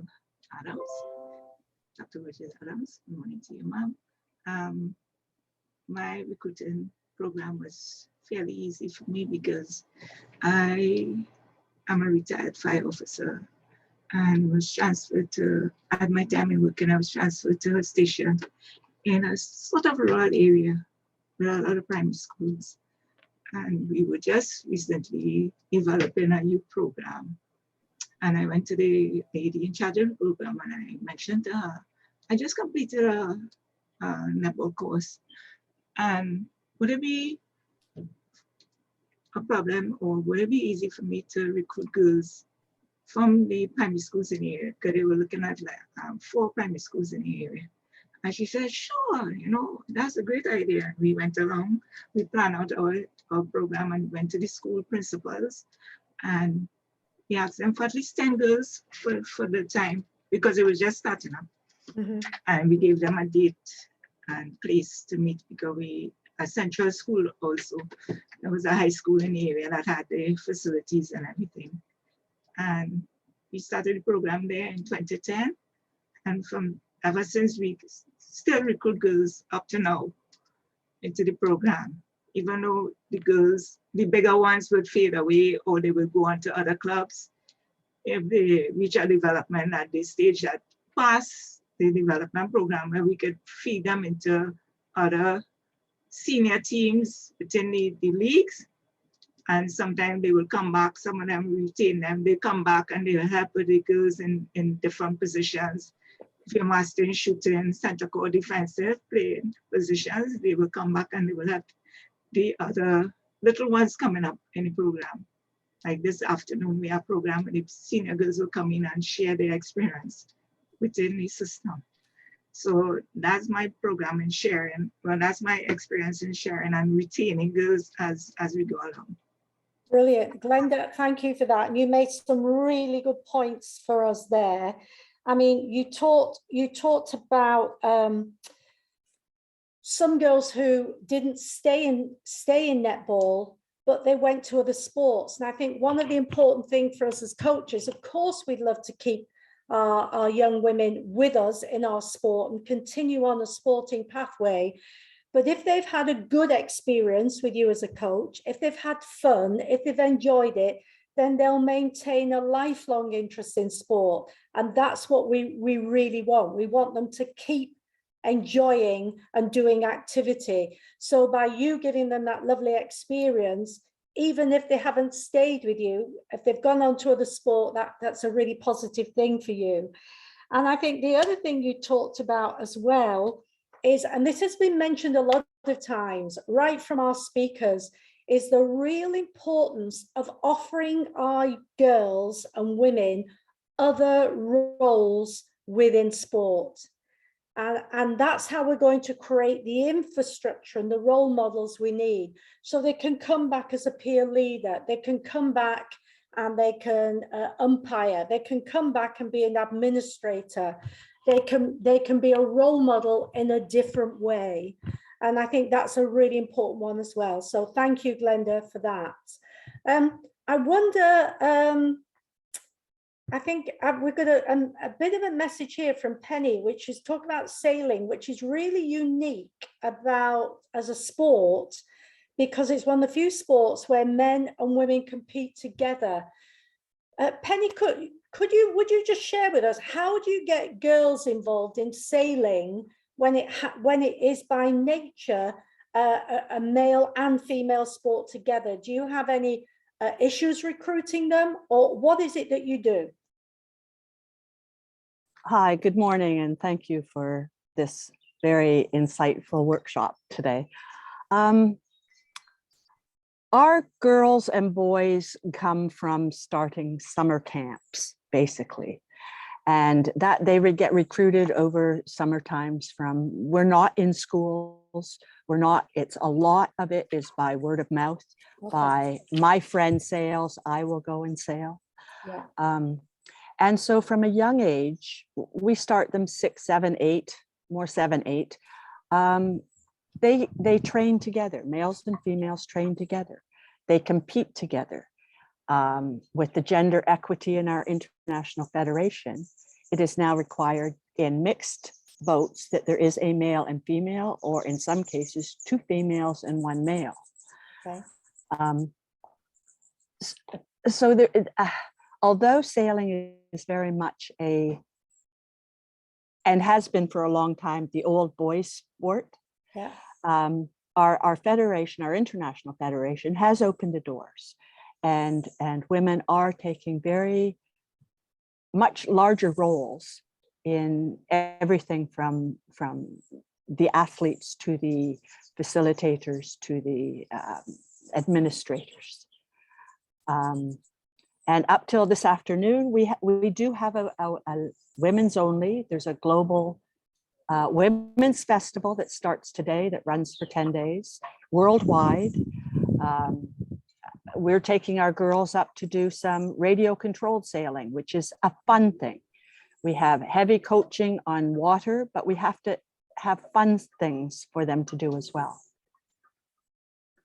And we don't have a problem with the men. We do have to, there's a few things that you need to do when you're on the water is shorten the time on the water a little bit for the females, as they often have to use the bathrooms more often than the men. So we just shorten things a little bit for them.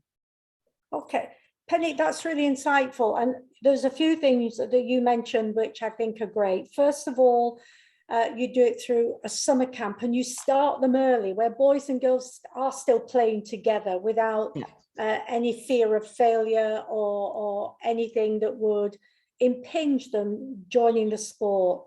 You also mentioned friends together, and that's a really important one. If you're working not just with females, but if you're working in a mixed environment, girls are more likely to come if they bring a friend with them. They're less likely to come on their own. They'll come if they bring a friend with them. And the other thing, and this is for all coaches who work in mixed environments, you mentioned shortening the sailing time because girls tend to go to the bathroom more than boys, is in a mixed environment, be aware of what girls require. Talk to them. What is it do they need? Do they, you know, they might need, if you're playing on an outside field, access to a bathroom when perhaps they're having their period or something like that. They have to have the proper facilities. It's about asking girls what they need so that they feel comfortable in that environment. Fantastic, some great feedback. You've highlighted, all of you have highlighted some really generic things there. And I think you brought out some of the recruitment challenges. Kerry, could we try, we've got time for a couple more questions to see if anybody's got any feedback on a couple more questions. Yes, absolutely.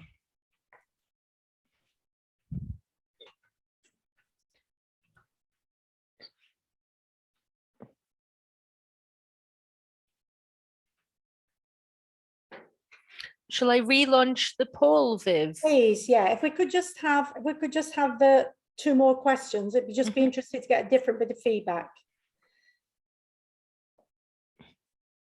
Right, these are the first 2 we had. So if you move on to question 3, it's about retaining girls and what are the strategies? The one I really am interested in your feedback on, because I want to learn as well. I don't think I know everything. I'm here to learn as well. Who's happy to share some strategies that you have got that not only get girls to participate, but how you're keeping them in? I'm really interested in any strategies you've got for retaining girls. We've talked that they go to other sports. We've talked a little bit like they might have a different role. Who's got strategies? Quite a few people have got strategies. Many have got challenges retaining girls. So we know we've got challenges retaining girls. Who's got some strategies they think would be useful to share with the group about how you encourage them to come along and stay in your activity?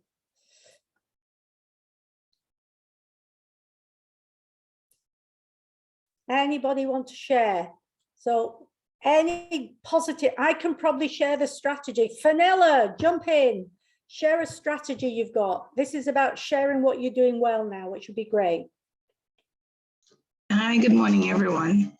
Good morning. It's not necessarily, well, actually I do, but in this specific area, it's for a club, an athletics club that we had. And so I'll share what the coach, what he does. Yes, it's a male coach, but this is his way of retaining not just the females, but since we're on that particular topic. Okay. What he does is, yes, we have track and field, and ultimately we all want to medal, we all want to be winners. So that's the overall objective, right? Wanting to win. But how is it that you're going to win if you have nobody there. So what he does is, besides just coming for trainings, whether it's on the field or sometimes he does beach trainings or otherwise, he would incorporate things like church services. And also he's very gifted in identifying the strengths and weaknesses of the athletes. And so just going around the communities, because very often they are from different religious backgrounds, but the fact that as a club, we go to visit each other's religious homes, then that in itself is one of the ways, because people like to feel a sense of belonging. And so he incorporates that very nicely into the programs. Another thing that he would do is to, and a lot of programs from what I see, they tend not to focus on the social and mental aspects of the members. And that is integral. If I'm not fed properly at home, even if I get, some juice or whatever at training, then that in itself is not sufficient. So there's that sort of family-oriented feel in his club, and they visit each other's homes. Today, if I'm not able to host, my club members or whatever, we can group, we can do it together. And so that too also allows not just the females, as I said, but the entire group to mesh. There are hiking activities, fun days, beach days, things like that. And for some of the larger clubs, you may feel that you have too many members. That in itself shouldn't be an issue. What you can do is, yes, you have so many members, and so we can do potluck style. So you ask, are we going to do a beach day? You can tell Finella to bring the sport equipment. You can ask Viv or Kerry or Miss Bridget or whoever to, bring, you can share responsibility. And that, I can tell you, have worked for him tremendously. He also has a parents on board because of those things. And so I think that in a way causes the retainment. So you feel a sense of belonging, you want to stay on. Brilliant. Finella, you gave us loads of good stuff there. And you're getting comments in the chat box echoing what you said about you can't underestimate the importance of that social aspect and understanding families and where they come from and the challenges they come from and how that might impact on them. And also the mental stress. For those of you that are working in sports where you're competing to win, competition is a form of mental stress. And many of these young women and young men have lots of stressful challenges in their lives, from their home lives, from the pressures of academic at school. And so you're layering another level of stress onto them when they're involved in competition, and you've got to understand how that affects them and how to manage it. And then you made a really good point, which is echoed by some of your colleagues as well, and I totally agree with you, the importance of engaging parents. In some parts of the world, if you do not get the support of parents, girls will not come to sport. Parents have to understand, one, that their child will be safe, two, that it is appropriate for their gender, i.e. it's a safe space and they're going to be comfortable and they're with people who understand girls, and three, that it is going to be something that enhances their life by joining in. So thank you for that, Finella. I think Owen wanted to contribute. Owen, are you there? Yes, I am. Good day. Hi. Morning, everyone. Owen Josiah, BFIT. So for me, what we have been doing for the national program for triathlon is like on an easy week or recovery week for open water swim. I would probably just walk along with my GoPro. We go and swim over the wreck, take some footage, and then the girls can use that to go on their social media. And that does two things. One, they have a fun day. They have some footage to share on their social media. And it is possible that, some other girls or friend who may see it may want to join the sport. So I haven't really seen it gain any fruit as yet, but I clearly can see the potential that it has. Yeah, I just want to share that. Yeah, great idea. Thank you for that. What effect is it having, Owen? What, you know, by doing this, what effect? Yeah, so for the athletes in itself, it's like a recovery week. So let's say, you know, when like recovery week cycling every 4 weeks, we could say, yeah, this week recovery week, we're going to look forward to probably going and swim over the wreck or dive on the wreck. And there's some other things that we didn't really get to try. We're thinking of going and do some type of e-bike cross country. And stuff, right? But it's just that hasn't materialized as yet. But definitely the open water swimming over the wreck definitely helps. So they get some activity in. Some training is being logged. Training hours is being logged on their platform. They get the social aspect of it, and overall they have a calm and a good time. And it also build the relationship between the athlete and the coach, especially being a female athlete being coached by predominantly males. You definitely want to ensure that you have that connection and understand that it's a relationship between you and the athlete, and not necessarily this type of authoritative or type of leader just saying, oh, do this because I'm the coach. No questions, no answer, anything of the sort. Brilliant. And that was very beautifully explained, Owen. And the three things that stood out for me is 1, creating the connection, 2, recognizing the physical challenges of your sport and bringing in 3, some fun. Really important, because if our athletes, no matter what level, be it grassroots or on a pathway to excellence, they're not enjoying it, they're not going to come back. We're really running out of time on this session, but Donna's got a hand up. So Donna, I'm going to give the final word to you. Please jump in. Yeah, because I want to talk about it from when we talk about retention, because I was an athlete and I stayed in the sport for various reasons. When I came up, it was about 20 to 30 athletes at the same time, and that was male and female. What our coach did, he turned it into a family environment. So we pretty much did everything together. I mean, we had parties, which were just for us. He used to take us on camps just for us.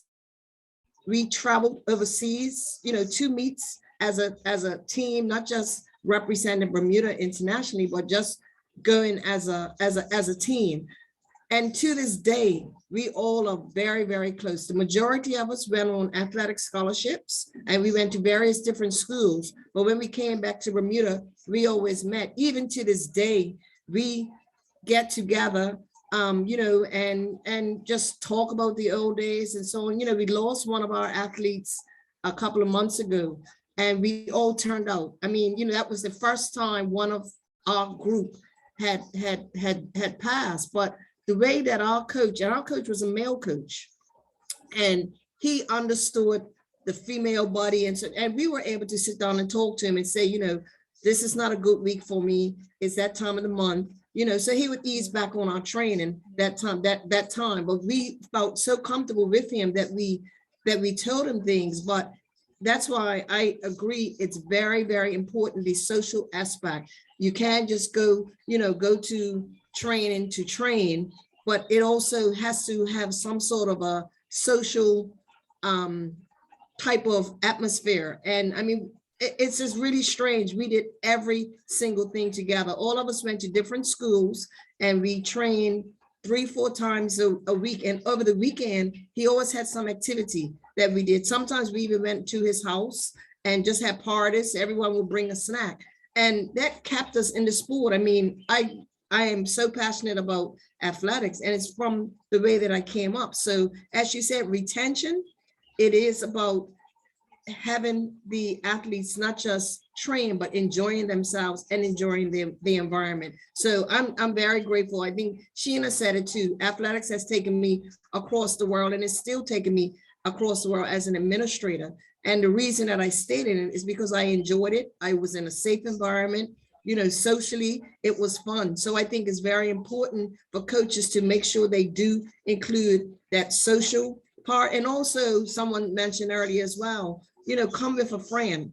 You know, I have several female friends to this day from athletics, and we still do things together. So it is important to, you know, kind of have a group, even though track and field is an individual sport, to a certain extent, it's still a team. So as a coach, bring that social aspect into your coaching. And I think that would assist in retaining females as well, because that was my experience. Brilliant. Thank you, Donna. I think you summarized that really, really well. The only thing I would add to that is we, as well as building our relationships, which Donna's highlighted and articulated so well, and having that social aspect, we do have to remember our duty in terms of safeguarding. And when we're working with young children, that protection of children as well. And I know that is now built into everybody's coaching experience. Okay, I'm going to stop the open floor for now. If anybody really wants to contribute, Kerry tells me at the end there'll be an open forum.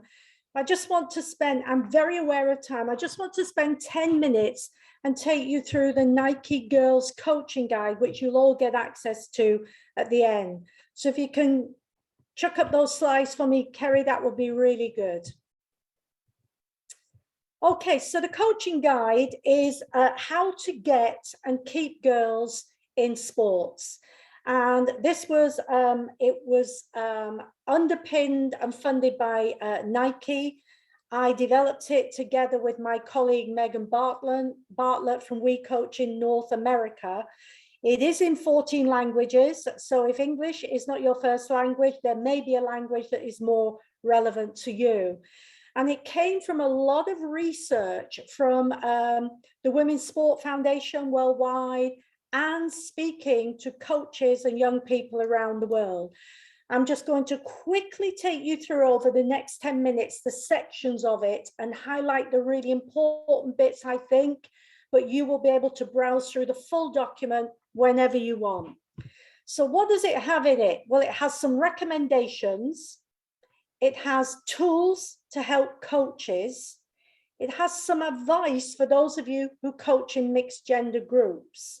So the recommendations are based on research, and what's really good about that aspect of it is there are some real stories from coaches about how they've implemented the recommendations, tools and ideas to help you as a coach set up your session, improve your session, add more social aspects to your session, whatever you're looking for, advice for coaching in mixed gender groups. For those of you or those that work with volunteer or community coaches, or you're fairly new to coaching, there are some practice plans for you.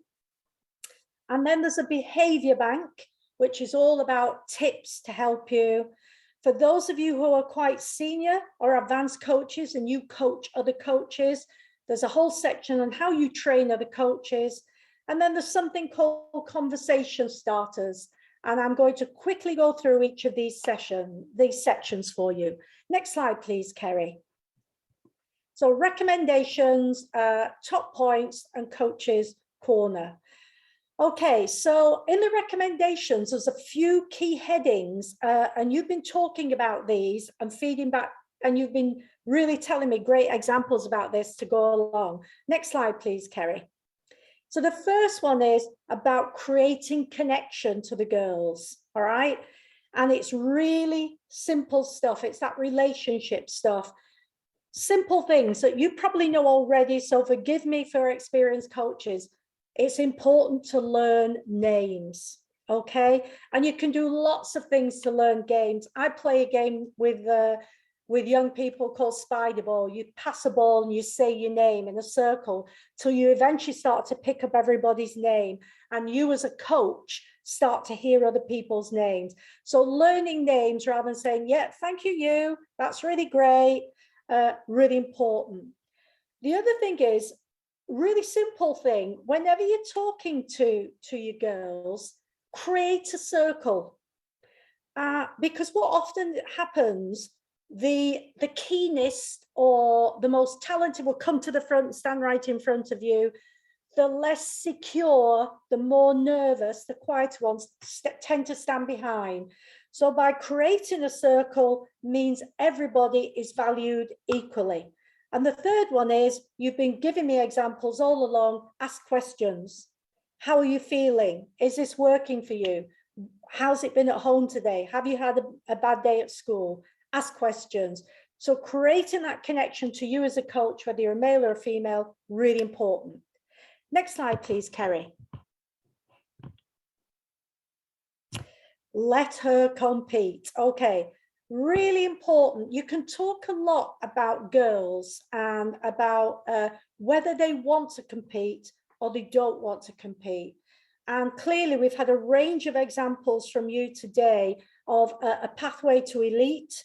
And we've also had examples from grassroots or local sport as well. Girls do like to compete, but they like to compete in a way that is relevant to them.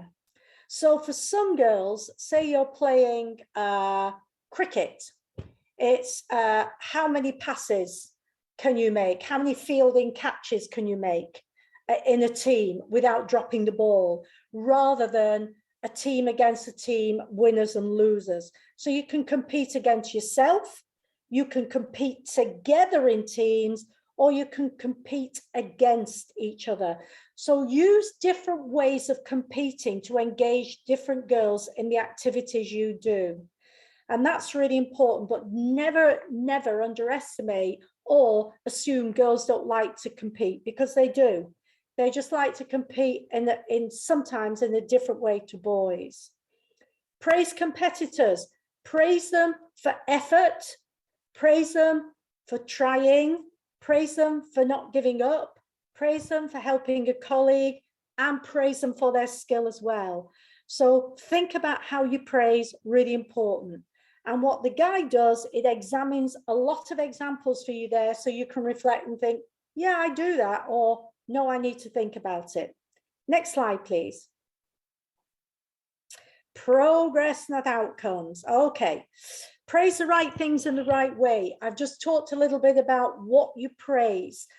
How many times have you seen a coach stand at the side and go, great shot, great drive, fabulous interception? That's okay. But what about, that was a great try there, or you ran the length of the field, even if they didn't pass the ball. Well done for doing that. And I think it's really important that you look at what you are praising and how you are praising. So if you're going to say great shot, you've got to qualify that. That was a great shot because you position your body correctly, or you ran the length of the field because you could see some support was needed. So give them the clues as to why you're praising them, so they understand why they're being praised.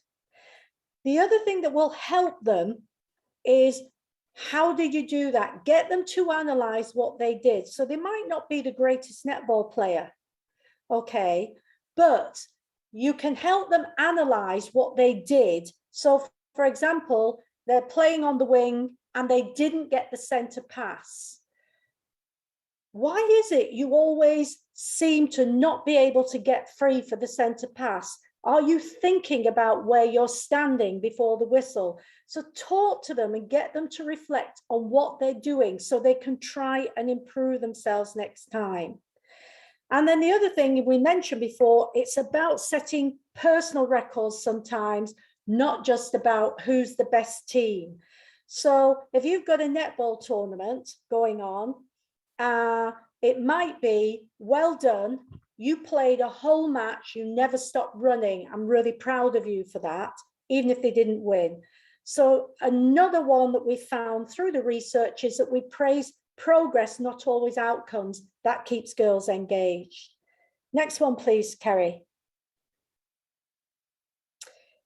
Oh, back one, brave, not perfect. Really important for girls. Some of you have mentioned it. You've mentioned it through the socialization, creating a safe environment. A safe environment includes prioritizing bravery. One of the things we know is well, it's come through research.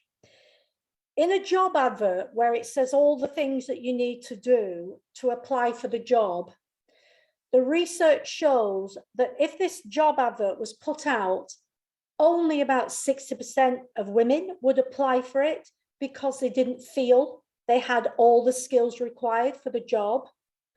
98% of men would apply even if they haven't got all the skills, because they're prepared to just have a go, whereas girls and females tend to want to be perfect. So what we have to do when we're coaching girls is prioritize their bravery and letting the mistakes go. And that comes down to you as a coach in not always, and I not for a minute think it could be you, but coaches in general, criticizing the things they've done wrong. We do need that, but we should always preface it with 2 or 3 positives. I love the way you tried to bowl the ball in cricket. I love the speed you were doing it at, but it did go very wide. What can we do differently next time? So it's okay, you made a mistake, but what can we do next time? So create that environment where girls don't have to be perfect, that they can just try, and it's okay to get things wrong. So these are some of our recommendations. Next slide, please. Tools and coaching strategies. I've talked a little bit about that. Lots of advice for you in the guide. Next slide, please, Kerry. The practice plans I've mentioned. There's a section, it shows you how to lay out a plan if you're a beginner or a new coach. It may even help you if you're an experienced coach to have a look at what a potential plan could look like. But it also gives you a section against each of the aspects of the plan on what the coach's focus should be on there. So it's worth looking at, even if you're an experienced coach, and just checking out if you're doing some of these things that seem to work with girls. Next slide, please, Kerry. A behavior bank. It's about 40 top tips for you as a coach. And what I've done when I've used them, I've perhaps chosen a couple that I'll try and focus on when I'm coaching. It might be, it's about giving them space to talk, or it might be how I praise everybody in a session. So everybody gets one lot of praise for something, no matter what, in a session. So there's a whole behavior bank of tips and ideas that if you want to elevate your coaching to another level, you might pick 1 or 2 out and say, I'm going to try and incorporate these into my training next time. Next slide, please, Kerry. How to train coaches. There's a whole section here. If you're an experienced coach and you're looking to train other coaches, it gives you advice, it gives you examples, and it gives you activities that you can use so you can train other coaches so that girls will feel comfortable with them. And the next slide, please, Kerry. And then finally, there's a whole section called conversation starters, and this will be useful for all of you. A lot of the issues we've been talking about today and have been highlighted by our guest speakers as well as yourselves are the inequalities that there seem to be, with the exception of something like sailing that Penny talked to us about. Everybody's mentioned how they've had to make adjustments, and there have been challenges around inequality, be it in coaching progression, roles for women at the top of sport, or just general roles for women, inequality in opportunity or access. And there are 3 or 4 really good conversation starters where you can explore what potentially could be contentious issues around inequality, but they're conversation starters that are framed in a way they're suitable for you to talk to girls about, to get them to open up, to share their views, to challenge views when you're teaching in a or coaching in a mixed environment. There's some great conversation starters.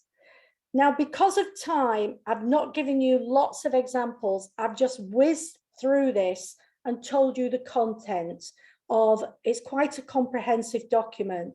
If you go to the next slide, please, Kerry. This is what it is. It's got some pull-out sheets as well to help you. This is, I think Kerry will make it available to you. As I said, it's quite a comprehensive guide for you. And I hope it really supports you if you're a beginner coach or if you're an experienced coach to reflect on your practice. And as always, we'll love to hear any feedback on this as a resource, how we can keep improving it in the future. Thank you very much for listening. I know Kerry wants to wrap up soon, so I'm going to hand back to her. Wow, what an absolute pleasure as always, Miss Holt. Really, I mean, first of all, your navigation of the round table was phenomenal. Huge thank you to you. Huge thank you to all the participants that shared their experiences and yeah, let us know about their successes, what's working, what's not working, their challenges. Great, really, really fantastic whistle-stop tour of the Made to Play Coaching Girls Guide. As you said, I will make sure that all the participants that are joining us here today will be shared the resource. You also mentioned that it's available in about 14 languages, I believe. So I will also let the participants know what languages we have available to make sure that we're really spreading and disseminating as much as possible. So huge thank you once again to you, Ms. Holt. Thank you to the participants for sharing during the open floor. Also, for me, this workshop has been absolutely tremendous. The speakers have all been phenomenal. We've had an absolute wealth of knowledge that has been shared with us today. As I made everyone aware at the start of the workshop, it has been recorded.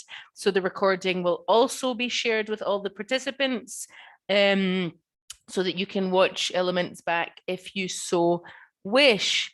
So just before we get wrapped up, I do want to open the floor for participants for any questions and answers, any comments that you have for any of our speakers, for Dr. Adams, Miss Raynor, Miss Gooding, Miss Holt, or if anyone has anything that you're desperate to share with us that you didn't have an opportunity to during the round table, then please, you can share your experience with us now. I see that Henderson, you have your hand raised. Please jump in. Yes, thank you. Hello, everyone. I just wanted to say it is a tremendous workshop. Thank you for having it. It's been very insightful, helped to reinforce some perspectives and so on. I just wanted to add something which particularly came to mind during Ms. Holt's last presentation, which really only occurred to me because, you know, I should probably start by saying I am president of the Taekwondo Association of Barbados.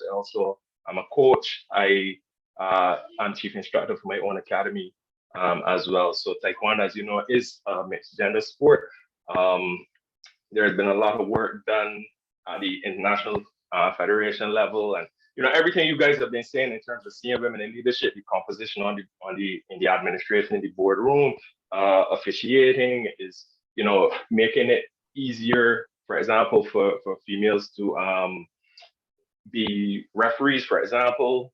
In World Taekwondo, you just need to be a first degree black belt, whereas for males, you got to be fourth degree, that kind of thing. So it's very encouraging. But what I wanted to get at, I realized during the lockdowns and so on for Taekwondo, what I did in my club, we had the online sessions, online Taekwondo, because obviously it can really be in person and doing contact. So we focus on the non-contact aspects of it. But what came up when Ms. Holt was doing her presentation just now was, you know, the feedback from the females. And just wanted to share that there were certain points when you know, I would reflect on the recordings from the previous session. And what I found during that sit-down session, where essentially I would show screenshots of how they were, for example, chambering their body position and so on, throwing the kicks, whether they had a good pivot, you know, showing how high the foot extended and so on. Anyway, they, especially female adults, tended to say, well, look, we really enjoyed that session. And, you know, it's only reflecting and looking back at it, that they seem to enjoy the sit down talk sessions a little more than the sweat and grind and are really working. So I just wanted to mention that so that maybe others can consider it in their sessions. So thank you. Great. That's a great point. Girls like to discuss things. It's as simple as that. And it doesn't mean boys don't, but I really think any coaching session should have a reflection at the end. It shouldn't just be a high five, we've all done a great job. We should be coming together. How was it? How are you feeling? That's really important, because for you as a coach as well, it helps you to plan your next session. So that's great feedback. Thank you so much for that, Henderson. You're welcome. Thank you. I think Sherneil have their hand raised. Sherneil, if you want to jump in. Thank you. Good afternoon. I'm Sherneil Shalry, from St. Lucia, supporting girls in sports. I'm also in the Women in Sport Commission. And based on the presentation earlier about the track and field presentation, it just brought something back. Well, yes, I'm currently doing my master's in sports biomechanics. And yesterday, I did my presentation on what it takes to win. So advising a coach on what it takes to win for an athlete. So I decided to focus on Shelley Ann Fraser Price. And just during that presentation and looking up research on that, I realized that that is an area that is lacking. There is very little research on women in sports, especially women in sprinting, women in athletics overall. We see a lot of information on Usain Bolt, especially in biomechanics. So that is an area that I think I'll definitely be looking into some more. And I think it helps us in the region also. The Caribbean is known for sprinting. So just looking into that as an avenue, I think that's someplace we should invest in. Seeing how we can use sports science to assist coaching, to maybe assist women in sports and see how we can help them become better, help them keep dominating the sports and not just relying on overseas help, because I think we can bring the resources to the Caribbean. That's my input. Brilliant. Thank you very much for that, Sherneil. And again, you're highlighting the importance, if we're going to get more girls participating and we're going to retrain them, we really need to grow that infrastructure at all levels and in all dimensions to support that. So I think you're trailblazing the way, and we look forward to hearing more from you.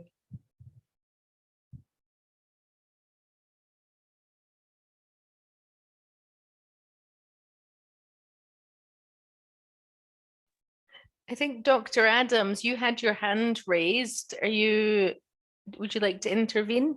Oh, yeah. Actually, I just wanted to share some challenges that I experienced during my time working with young girls. For instance, I work at the University of Trinidad and Tobago. And one of my roles and function there is to offer our girls scholarship to come into the institution to play netball. But one of the challenges that I've experienced there is that it's an educational facility where you must have your passes or your subjects to get in, and then you play the netball. The challenge is that there are good players that don't have the passes that would like to get in. So what we do, we encourage them to come in as walk-ons and train with us, develop their skills while they go back to school to get their full passes. The other thing that I have experienced in terms of transitioning, we lose players along the line whereby when they moving from primary school to secondary schools, they tend to drop out of the sport, and we lose some along the way. And then there's something we call ethics in coaching. Sometimes other coaches take our players without, talking with us and getting a feel for whether the player can play two sports at the same time. Because I've heard my cricket presenter here who said that she started off in athletics and don't know how she reached in cricket. You see, so you can't play two sports at the same time. You just have to balance your time. And then one of the things that I've experienced as well, another challenge is teenage pregnancy. We do have that, so it's something that we need to pay special attention to. And with the advent of COVID, and even before COVID, we had the sedentary lifestyles, like the technology. They will sit and play games and feel that is okay and not exercise and move about. So we have to find ways in which to keep those athletes within the sport and eradicate some of those challenges. That is what I wanted to say. Thank you. You raised some great points then. I think you answered one of them yourself, actually. You talked about your university students and about how you've, with walk-ons, you've created this flexibility of offer. Mm-hmm. And I think for any coach, we can all learn that sometimes we have to have a flexible approach in order to engage our girls. It's the same in the UK, and it's the same in many countries I've worked in around the world. That transition from primary to secondary is a really challenging one, not just academically, but for sport. And it's about how we can create an infrastructure where there is a smooth transition for our sport. That's really important. The ethics bit of young people being taken to other sports is a challenge, and somebody might have a solution, but I haven't. I've heard it lots. The final one I'd like to just raise is you mentioned teenage pregnancies, and I don't coach elite sport anymore. I used to many years ago, but I don't coach elite sport. But I still think even in any of our sports clubs, there is an opportunity to use that camaraderie, that social aspect, to use sport as a development tool. So issues like sexual behavior or teenage pregnancy or any health issues, they are things that can be explored in a safe environment through sport if they're done properly, especially where young people feel safe and they have a connection with their coach. So it's not a problem that can be solved immediately, but it's an issue that can be talked about in a safe environment through sport. But thank you for raising all those challenges. Kerry, I think Sheena has a hand up as well now. Yeah, I just wanted to highlight Henderson Springer's comment. He said, I have been involved in the coaching of cricket for close to 40 years and seldom have I experienced a more productive coach/sport related morning. Thank you very much for the invitation and the sharing of knowledge and experiences. And I just want to say thanks to Springs for making that comment, because we get on a lot of coaching workshops and seminars, but to get the feedback that this is productive and interactive is very reassuring that we are heading in the right direction. So thanks again for that, Springs.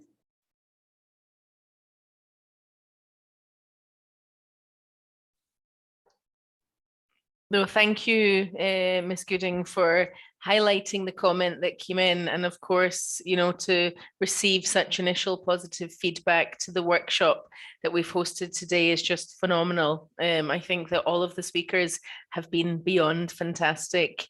I've been really blown away and inspired by the contributions coming in from the participants. I think it highlights the necessity of having such sessions and workshops, and I'm absolutely certain that there's more work that we can be doing together within this area.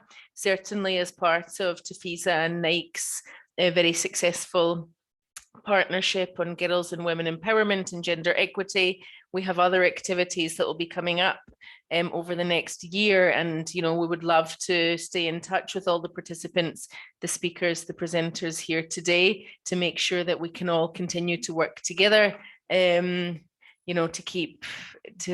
keep moving in the right direction and to keep ensuring that we're providing these opportunities to recruit and retain girls across all of our sporting programs.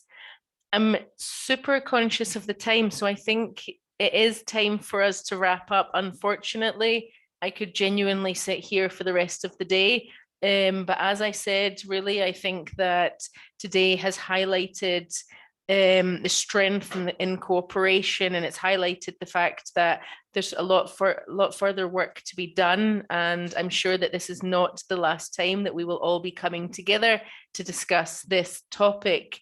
So just to wrap up, I would like to say a huge thank you to Miss Catherine Ford, President Brian Lewis, and our fantastic speakers, Dr. Adams, Miss Raynor, Miss Gooding, Miss Holt, for your contributions to today's workshop. A special thanks must also go to Miss Annette Knott, who made this workshop possible, and to Yetinia Wiggins for her support in the planning and implementation of today's session.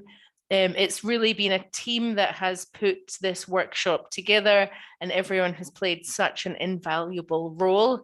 Of course, a huge thank you goes to all the participants for your engagement today. It's been wonderful and inspiring and motivational hearing from the tremendous work that you're doing all across the Caribbean. I would also like to say a huge thank you to Nike Made to Play and to CANOC for your co-organisation and partnership on today's workshop. As we'd mentioned, all participants will receive a certificate. You will receive the Made to Play Coaching Girls Guide, and you will receive a very short questionnaire following this session. And we would really appreciate you taking a few minutes to provide feedback to help us improve our workshops in future. I'm going to post the link for the feedback form in the chat box now. And if you could please complete this for us over the next few days, that would be absolutely wonderful, as it helps us improve on future workshops, and it helps us make sure that we're going in the right direction with the activities that we're offering. Finally, I'd just like to say, please stay tuned for further opportunities, stay connected. We will be creating a global alumnus of Made to Play Coaching Girl Guide workshop participants, because as Catherine had quite rightly said in her opening words, this is part of a global workshop series. This is the third workshop. We had one in Saudi Arabia, one in Fiji, now the Caribbean. The next one will be in Botswana, and we want to make sure that we're bringing participants all together for wider exchange of information. So huge thank you for joining us.